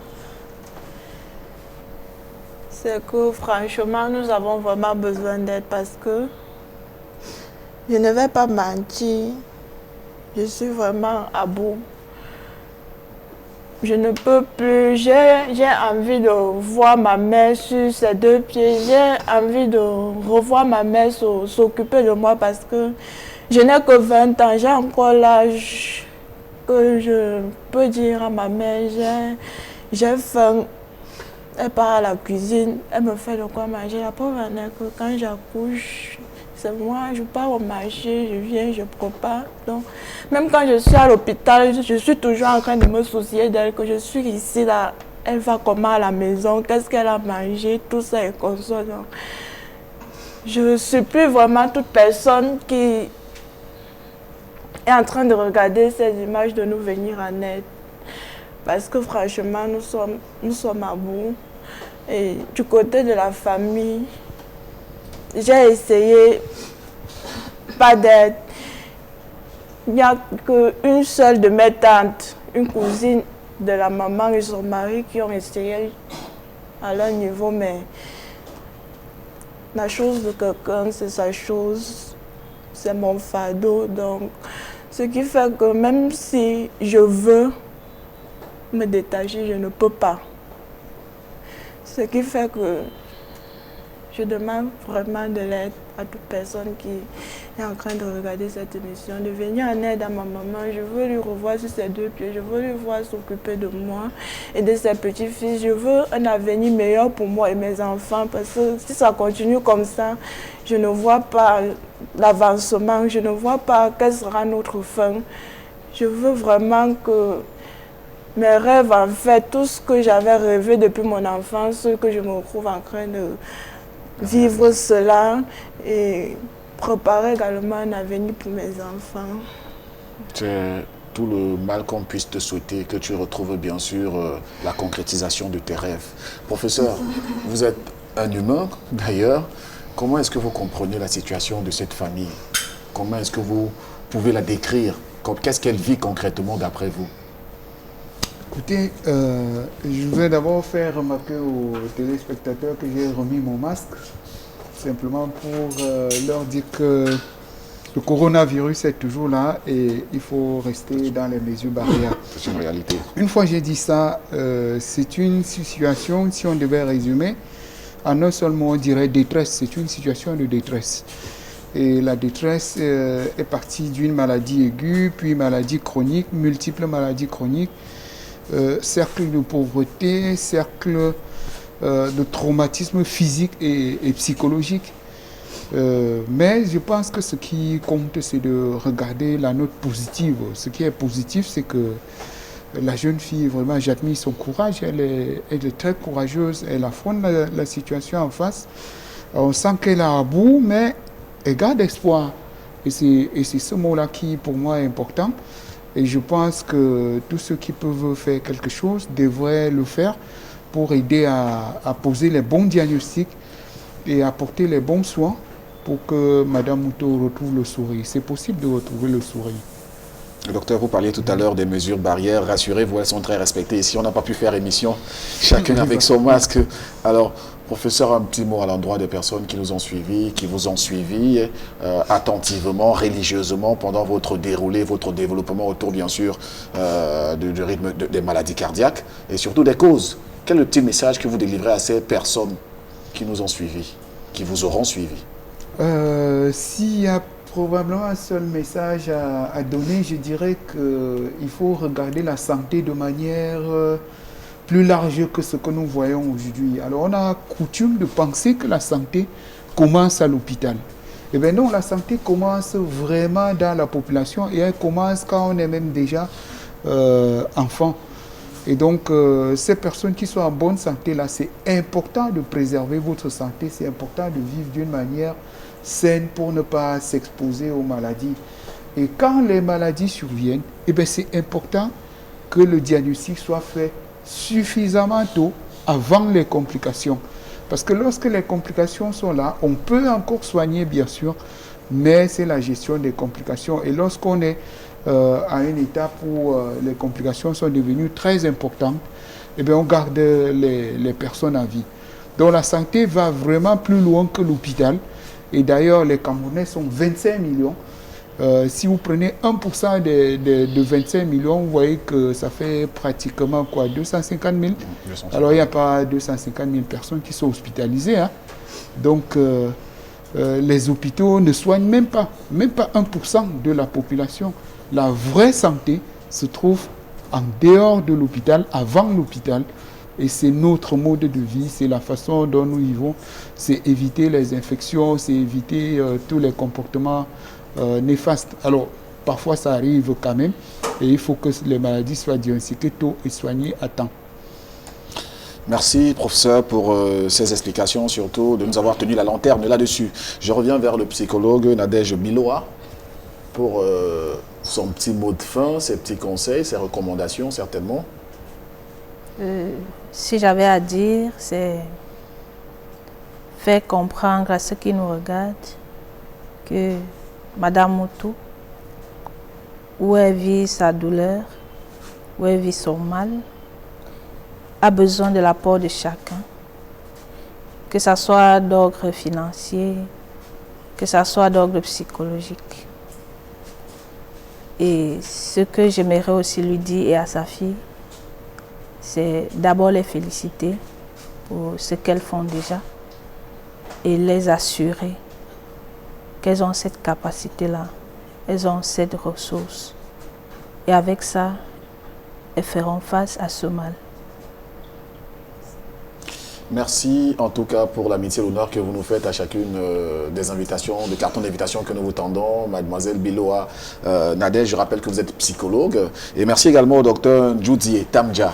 Je rappelle que vous êtes professeur des universités, praticien hospitalier cardiologue, agrégé de cardiologie et en même temps, vous êtes spécialiste des maladies du rythme cardiaque.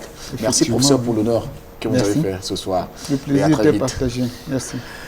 Vous êtes bien sûr dans cette tribune, la tribune qui consacre son entièreté aux problèmes de société. C'est question pour nous de mettre la main où le mal y est, afin de vous présenter les misères que vivent certaines personnes. On se croit peut-être misérable, mais il y a des personnes qui sont dans des conditions encore plus bien ancrées dans la misère que nous. À ces personnes, il est bien sûr important de leur accorder notre temps d'arrêt, de marquer un temps d'arrêt pour voir leur situation, essayer de la comprendre et surtout leur tendre la main. Car l'homme, je le dis souvent, est une valeur.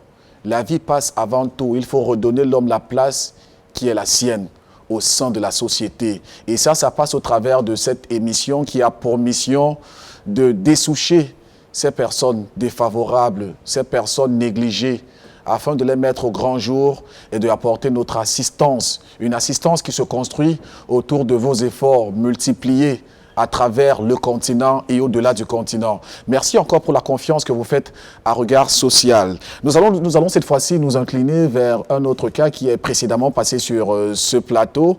C'est un cas au travers desquels vous avez certainement manifesté de la bonté, de la charité. C'est le cas de Michel, que nous allons voir en élément et revenir pour la suite. À tout de suite. Et c'est là pourquoi aujourd'hui? Je suis là pour le problème de ma jambe droite qui me fait mal. Mon frère a eu une blessure depuis 1 an déjà. Ok, qu'est-ce qui a causé cela? Soulevez le pantalon s'il vous plaît. Et cela est dû à quoi? Cela a été causé juste par un petit bouton. Ça a commencé par un petit bouton. Et juste comme ça. Et le bouton de manger? Non, elle coulait juste. D'accord. Et avant d'arriver ici, là, vous vous êtes fait suivre quelque part? Non, j'étais juste à la maison, en train de faire des petits soins en attendant. D'accord. Vous dites que ça fait plus d'1 an que vous avez ça? Oui, ça fait plus d'1 an. Non, ça fait 1 an déjà. 1 an. D'accord. Hormis de cela, avant que la plaie n'arrive, vous avez un problème avec votre jambe? Non. Vous n'avez pas de problème avec votre jambe? Non, je n'ai pas de problème. Et de toute façon dont vous marchez là, c'est comme ça que vous marchez depuis, ou c'est la douleur qui vous a... Depuis que le masque s'est installé, que je ne parviens plus à poser le pied au sol, donc je suis obligé de me déplacer avec les béquilles. En salle de soins, l'infirmier va tout d'abord effectuer un nettoyage complet de la plaie et ses alentours. Puis, la phase de désinfection suivra.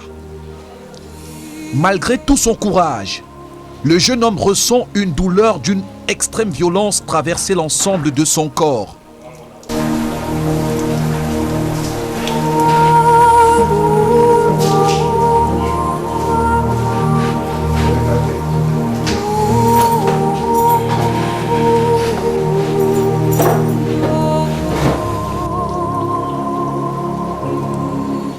Une fois cette phase des soins terminée,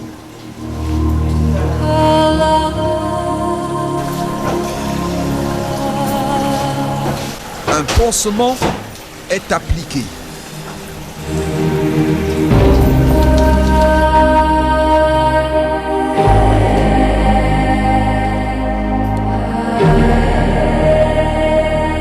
Notre patient peut désormais investir la chambre où il sera interné.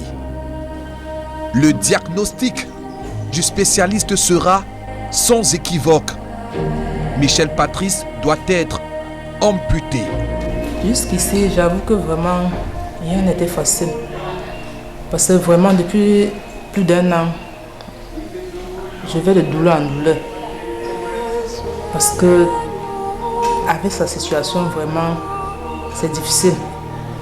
Des enfants qui ne parviennent plus à manger. Et déjà, avec cette nouvelle année scolaire, je ne sais même pas s'ils iront à l'école parce que la situation même n'est pas stable jusqu'ici.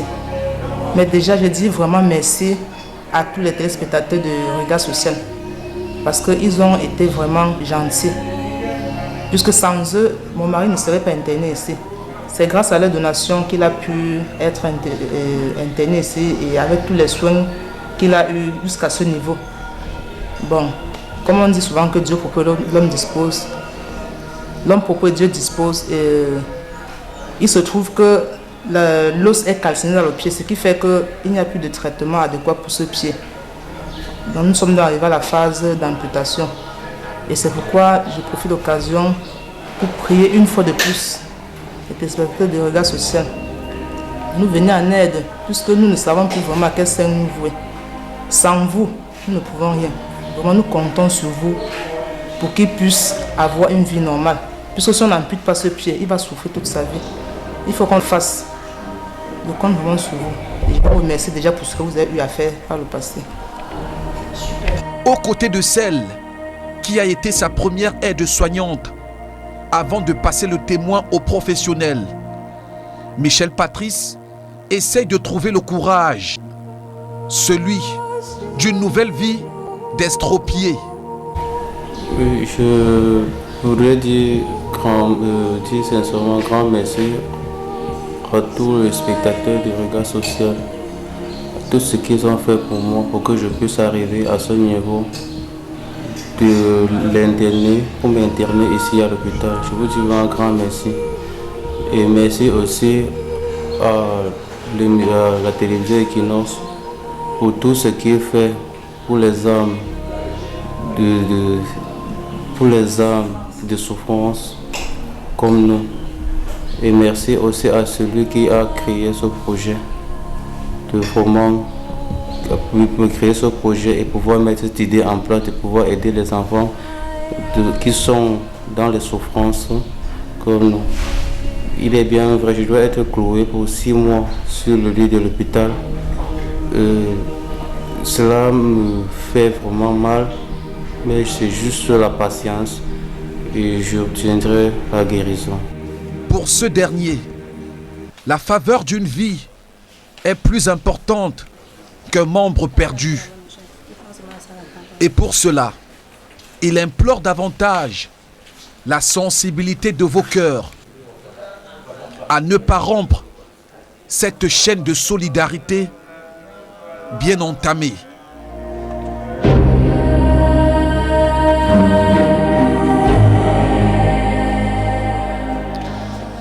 Retour à l'antenne, bien sûr, après cet élément tourné autour de notre sujet. Michel d'ailleurs, qui a été interné dans cet hôpital où il a connu une opération.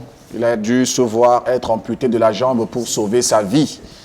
Une vie à tous les prix. Et aujourd'hui, Michel continue bien sûr à bénéficier de votre attention, de votre affection, continue à bénéficier de votre générosité.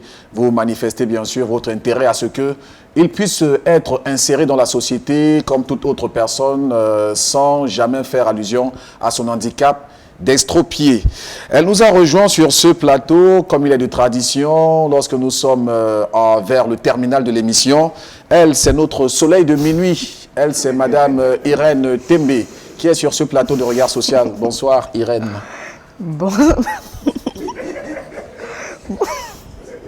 Désolée, bonsoir, Martin. Et bonsoir, chers téléspectateurs. Eh bien, ouais, tu as la banane sur le visage, parce que certainement, tu nous ramènes de bonnes nouvelles. Ah oui, de très bonnes nouvelles. C'est la raison pour laquelle on peut rire un peu.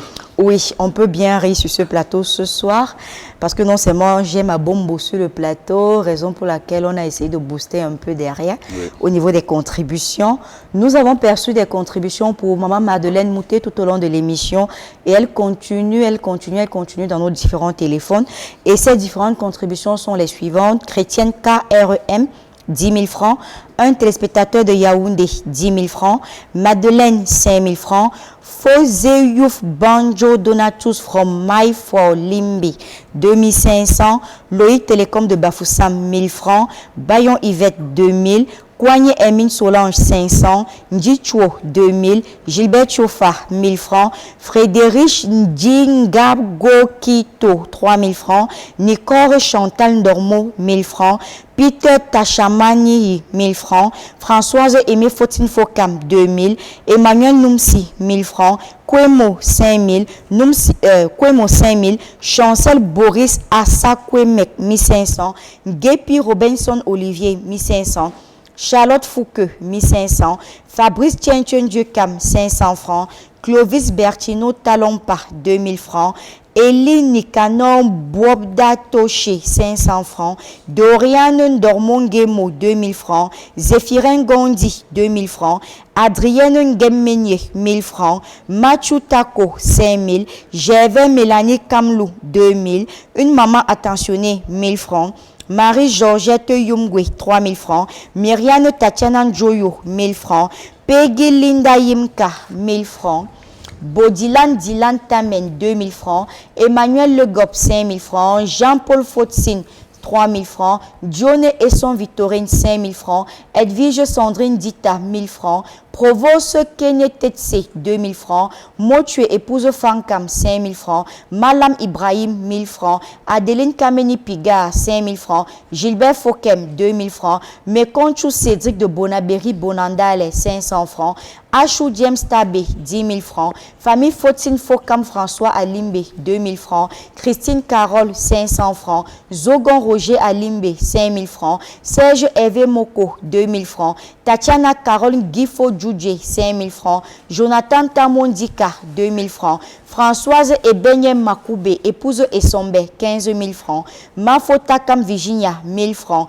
Ayan Dedeya, 1000 francs. Jean-Paul Talitiwa, 2000. Gisèle Kogné Mahama, 2000 francs. Sérophine Vignou, 2500. Martha Fedzewandi, 1000 francs. Théophile Notsao, 5000. Philomène Rachel Mouko, 2000. Rinel Rochinen Dolefak, 1000 francs. Talan Dinyami Baudouin, 1000 francs. Nathalie Atiam, 1000 francs. Nathalie Atiam, 2000. François Dieudjou, 2500. Claudine Chouta, épouse Lona, 1500. Gabriel Archange Ndifo, 500 francs.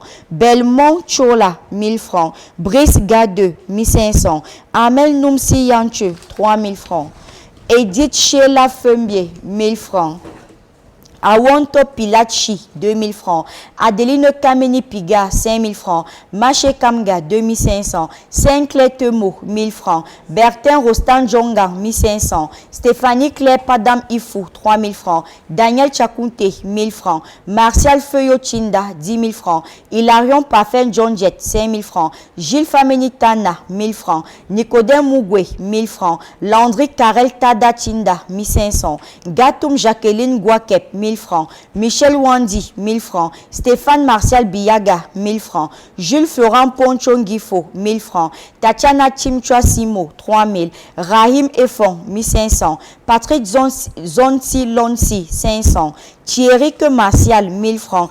Aimé Zotier Foumetio, 1000 francs. Jean-Baptiste Hervé Nanfak, 1000 francs. Guy Bertrand Bekam Fotso, 1000 francs. Stéphanie Klepadam Ifou, 3000. Echo Wilfried, 1000 francs. Anonyme du Canada, 10 000. Bernadette Lemeni Pungwe, épouse Noukayaba, 5500. Germaine Benazogo, épouse Batsogo, 1000 francs. Tatiana Carole Gifo, Djoudjoué, 5000 francs. Hervé Ekmaba Elouti, 2000 francs. Mandi Sekenfak, 3000. Thomas Tamougwa, 1000 francs. Nasser Abdegani Sali, 16 000. Jeannette Kamenye Shimba, épouse Chomgi, 5 000. Gilbert Chana Fonke, 1000 francs. Janvier Richard Djemeni, 1000 francs. Félix Nimpa, 500. Abo Aminatou, 150. Nelly Kapaou Noubissier, 1000 francs.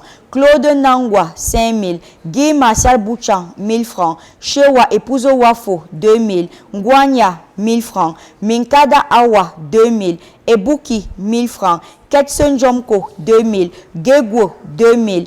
Et Mongale, 5000. Un médecin anonyme, 10 000 francs.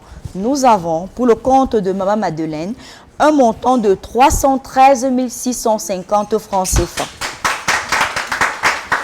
C'est naturellement une première réaction. Oui, bien là sûr, c'est la réaction à chaud. À chaud. C'est-à-dire pendant 1 heure, disons 1h30 minutes. Les contributions continuent. Dans la semaine prochaine, nous aurons, si plaît à Dieu, la suite de la lecture de ces contributions. Et nous pouvons remettre déjà le challenge, disons, pourquoi pas 1 million? Pourquoi pas? Ou à 2 millions de francs CFA. Donc nous demandons déjà à nos âmes de bonne volonté, à nos chers soldats de la solidarité de continuer de mettre la machine de la solidarité en marche via les numéros de téléphone qui s'affiche au bas de votre petit écran, à savoir le 675 35 25 16 ou le 690 50 50 94. Et bien vouloir préciser par message votre nom, le cas social pour lequel vous contribuez, ainsi que le montant contribué. On vous prend peut-être au moment où vous êtes au dépourvu, vous désirez vous aussi peut-être donner du vôtre en la faveur de Madame Mouto Madeleine. Ben, écoutez, les contributions se font pendant, après et avant l'émission. Donc, si vous ne l'avez pas fait aujourd'hui, vous pourrez faire demain, après-demain, au moment où vous disposerez bien sûr de quelques fonds pour venir en aide à ce cas social. Tout à fait. Vous avez la possibilité de contribuer tous les jours, s'il plaît à Dieu, parce que tant que le cas n'est pas guéri, son compte reste ouvert. On va passer sur un autre cas. Cette fois-ci, c'est le cas de l'élément qu'on venait de voir en image. C'est le cas de notre ami Michel. Pour voir Patrice. Combien est-ce qu'il a récolté aujourd'hui, jusqu'aujourd'hui. Oui. Michel Patrice, nous l'avons remis sur ce plateau en date du 13 octobre 2021. Et les différentes contributions que nous avons perçues depuis cette date sont les suivantes. Gertrude Djoukam, 5 000 francs. Dompé de Rêve d'Or, 4 000 francs. Papa Simon Roger, 1 000 francs. Géraldine Irène Yanda, 1 000 francs. Madame Haché, 250. Maman Alima de l'Omnisport, 5 000 francs. Maman Mani de Canaan de New Dedo, 2 000 francs. To God be the glory de Bonamoussa, 5 000 francs. Bienfaitrice de PK, 11 000 francs. Une famille bienfaitrice d'Aidé à 25 000. Madame Gollet Marie, 2 000. Rosine Noël Amenou, épouse Adjembe, 3 000 francs. Wambon, 2 000 francs. Kemdem Jean-Pierre, 1 000 francs. Florence Désirée Decha, épouse Ndjami, 1 500. Régine Jeanne Bia, 5 000 francs. Anne Wacho, 5 000 francs. Denis Aubrik Yamdio Kayap, 2 000 francs. Couple Badieu, 1 500. Anonyme du Canada, 10 000 francs. Nous avons un montant de 82 250 francs CFA. Il est à noter qu'il a vraiment besoin urgemment de soins intensifs. Donc, chers soldats de la solidarité, vous êtes également appelés, sur le cas de Michel Patrice, à mettre la machine de la solidarité en marche. D'ailleurs, via toujours les numéros de téléphone qui s'affichent au bas de l'écran, en précisant par message. Il est à noter, je vous en prie, que tous les cas sont vraiment très, très urgents. Donc, vous avez la possibilité de dispatcher vos fonds. Par exemple, si vous avez la somme de 1 000 francs, vous pouvez décider de repartir ce montant entre 2 cas. c'est le geste qui compte, quel qu'en soit le montant, que ça soit 100 francs, que ça soit 200 francs. C'est le geste qui compte, car n'oubliez pas, nul n'a le droit d'être heureux tout seul. Ça, tu ne penses pas si bien le dire, ma chère Irène Tembe. Cette fois-ci, je convie nos téléspectateurs à regarder un autre élément. C'est sur le cas qui est passé sur ce plateau la semaine dernière. Rappelez-vous, il s'agit bien sûr de Franck Loïc, qui est dans une très mauvaise passe. On regarde cet élément et puis on revient juste après. 2021. Au village Bongo-Dongado, je réside. Je suis un mototaximan de là-bas. J'ai pour habitude le samedi de transporter un client que je vais déposer le samedi et je récupère le dimanche. Donc sur la route.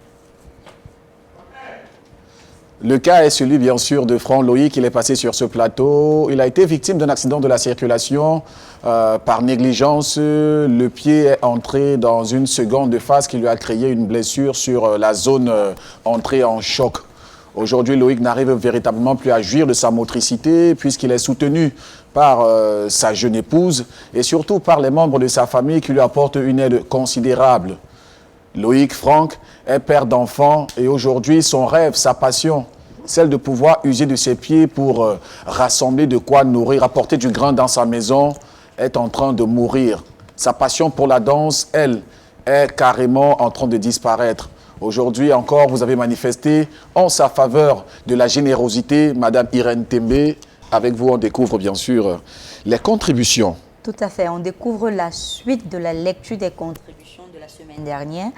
Et les différentes contributions sont les suivantes. Laurine Moifo Dadjo, 650 francs.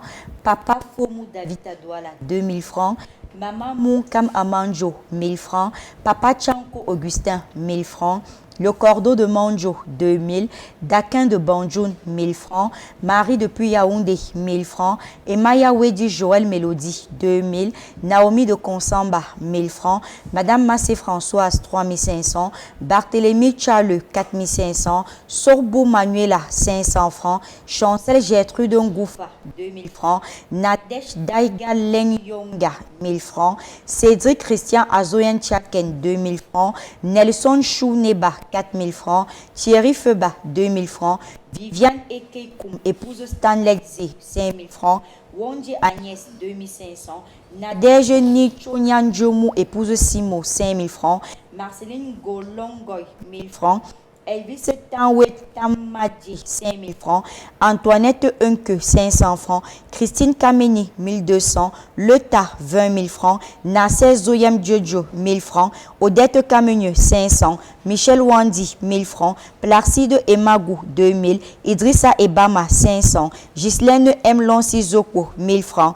Martin Nyamsi, 1500. Moïse Emmanuel Chafak, 1000 francs. Wilfried Biga Akumbon, 1500. Geneviève Mouyabfor, 1500. Ruchino Kouba Niada, 2000 francs. Lot Xavier Yota, 1000 francs. Et du fait Ndoula, épouse Njoya, 1000 francs. Gabriel Niemen, 2000. Monsieur Tamar Babi Salomon Abanjok, 10 000. Sylvestre Kenyen Zodjou, 3 000. Virginie Kemeni, épouse Wadju, 2 000. Bello Amadou, 5 000. Eyidi Eyou Marie Félicité, 2 000. Famille Mokem Guillaume, 15 000. Couple Badieu, 1500. Mingue Julienne, 5 000. Bienfaitrice, 1500. Liam Kounia, 5 000 francs. Co-félicité de Kotor, 2500. La famille Nofozo Kweza Francis, 5000 francs.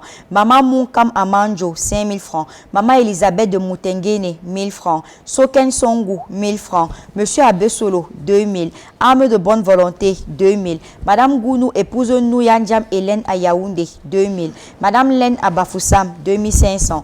Antoine, 20 000 francs. Néosi Solange, 10 000 francs. Kebou Martial, 5 000 francs. Anonyme 1000 francs. Le solitaire, 5 000 francs. Un bienfaiteur, 10 000 francs. Une bienfaitrice, 10 000 francs. Ngapsom Jimmy Achille de la ville de Bata en Guinée équatoriale, 10 000 francs. Maman Déborah de Gambé, 10 000 francs. Maman Walaga, 1000 francs. Sen Samba Raïssa, 1000 francs. L'ancienne d'église, 1000 francs. Bienfaitrice du Canada, 25 000. Reine depuis Yaoundé, 1250. L'autre Xavier Yota, 1000 francs. Et du fait d'Oula, épouse Njoya, 1000 francs. Allez, désolé, je crois que j'ai repris la même page. Petba Lisette, 2500. Fondio Joséphine de Consamba, 5000 francs. Bruno de Marba à Fumbot, 5000 francs. Un bienfaiteur, 15 000. Bienfaitrice de Port-Gentil au Gabon, 6 000 francs. Madame Tchanke, 3 000 francs. Bienfaitrice d'Abidjan, 75 000 francs. Comme Brigitte, 1500. Bernard Duigna, 15 000. Une chrétienne de Saint-Mathias, 2500. Georges Taché de Bafoussam, 10 000 francs. Zébazé Zanguine, 2 000 francs. Sambaraïssa, 1 000 francs. Bibiane Bougoué de Bonabéry, 1 000 francs. Ernest de Pulimbe, 5 000. Bienfaitrice, 1 500. Voufeu de Mendon, 1 500. Roseline Chamdam de Temdia, 5 000 francs. Marie-Honorine Dormo, 2 000 francs. Festu Abangon, 500 francs. Edith Philomène Noubissing Goudjo, 1000 francs. Valérie Thérèse Loé, 1500. Kwanyu Emine Solange, 1000 francs.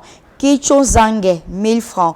Tenke Lomie Loïc, 1000 francs. Carole Flon Giadem, 2500. Sandrine Onela Djouakumba, 1800. Patrick Gomsi Pegue, 1000 francs. Albert Bungoum, 1000 francs. Une chrétienne, 3000. Albert Bungoum, 3000, pardon. Une chrétienne, 1000 francs. Anote Mathieu, 1000 francs. Émile Kenfak, 1000 francs. Béatrice Songuet, 3000. Paul Alonji Formbi, 2000. Florence Ngweni, 4000. Géchonia Henri Sebeyeko, 2000 francs. Olivier Tinda, 2000 francs. Liliane Kliamboum, 500. Jonathan Gonkinko, 1000 francs. Pabou Fallon Valessa, 500. Clétus Atangwe Tega, 5000 francs. Edine Daitumsi, 2500. Francis Simo, 500. Bernard Djabou, 5000. Yopa Micheline, 2000. Peggy Linda Yimka, 1000 francs. Anonyme, 10 000. Emmanuel Noumsi, 500. Raphaël Changutoye, 2500. Lové Akwe Edias, 1500. Vélène Fopa Clovis Sop, 4500. Ariane Massia Biako Nanyo, 4000. Adeline Kenye, 2000. Roméo Ngande, 1000 francs. Becky Manyam Gimsin, 1500. Uri Fran Lambou, 1000 francs. Félicité Ngoken, 2000. Gabriel Tchenche, 1000 francs. Alain Pascal Fotso, 1000 francs. Stanley Timateyou, 2000. Marie-Rosie Manuela Yuato, 500. Laure Gagoum Bibiche, 1000 francs. Hébert Junior Nanga Aïmama, 2000. Armand Sylvain Kwendendjena, 1000 francs. Juvenal Trésor de Fotagne, 1500. Jean-Claude King, 2000. Jean Kahil Taka, 1000 francs. Yannick Farhan Dormo, 2000. Oswald Kenyetinda, 1500. Emmanuel Nanfak Tchak, 2000. Dallas Chana de Kinos Télévision, 1000 francs. Nous avons pour le compte du jeune franc Loïc un montant de 952 350 francs CFA. Et bien sûr, ceci, c'est grâce à vous. N'hésitez surtout pas, lorsque vous avez cette petite chose qui vous parle, qui vous demande d'agir pour la faveur d'un cas. Un cas social qui est peut-être en train de perdre la vie et qui demande rien que des efforts pour oxygéner ses espoirs.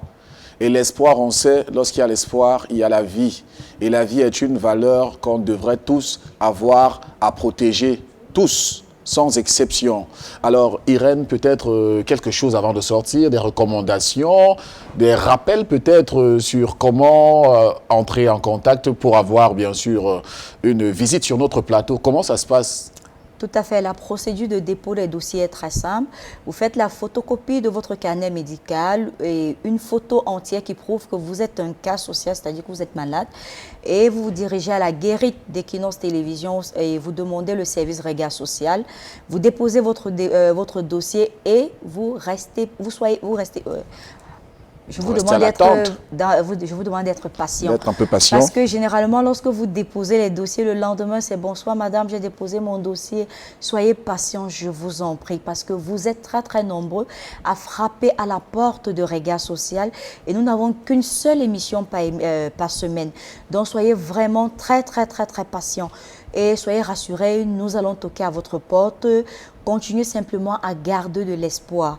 Gardez toujours de l'espoir et s'il vous plaît, lorsque vous avez ne serait-ce qu'un malaise, dirigez-vous rapidement vers l'hôpital parce que aussitôt la maladie est dépistée, aussitôt cette maladie peut être traitée. Mais lorsque vous gardez la maladie longtemps à la maison et que vous venez sur ce plateau, la maladie est vraiment, c'est très très difficile. Ça devient compliqué. Ça devient compliqué.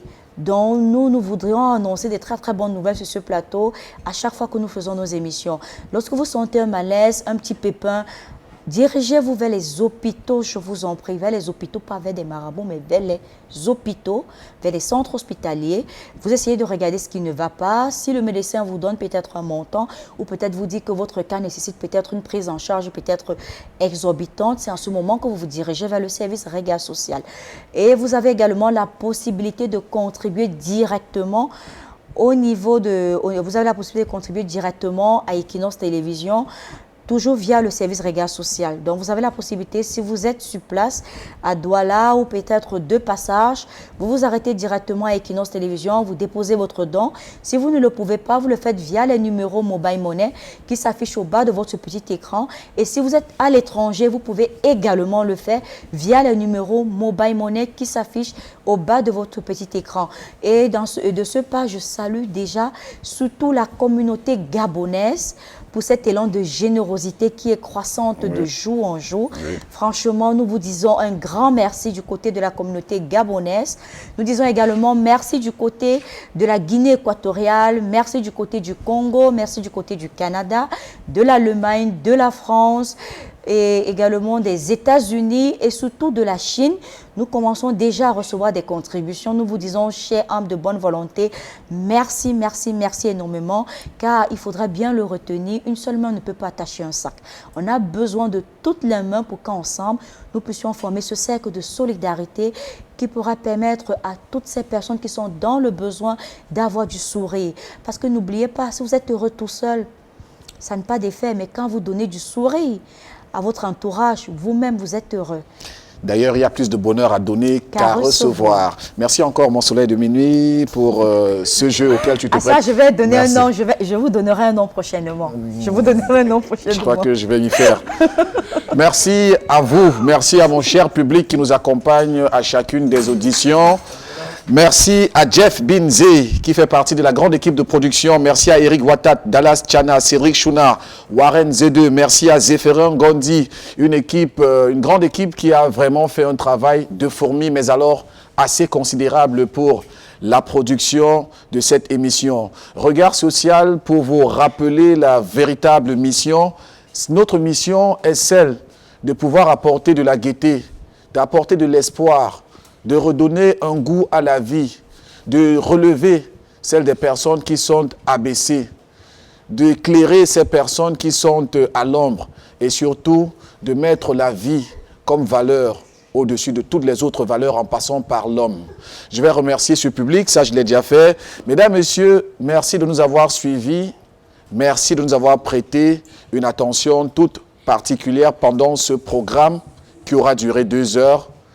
Merci, je vous avoue, à vous, franchement, j'ai hâte d'être au prochain rendez-vous. À très vite.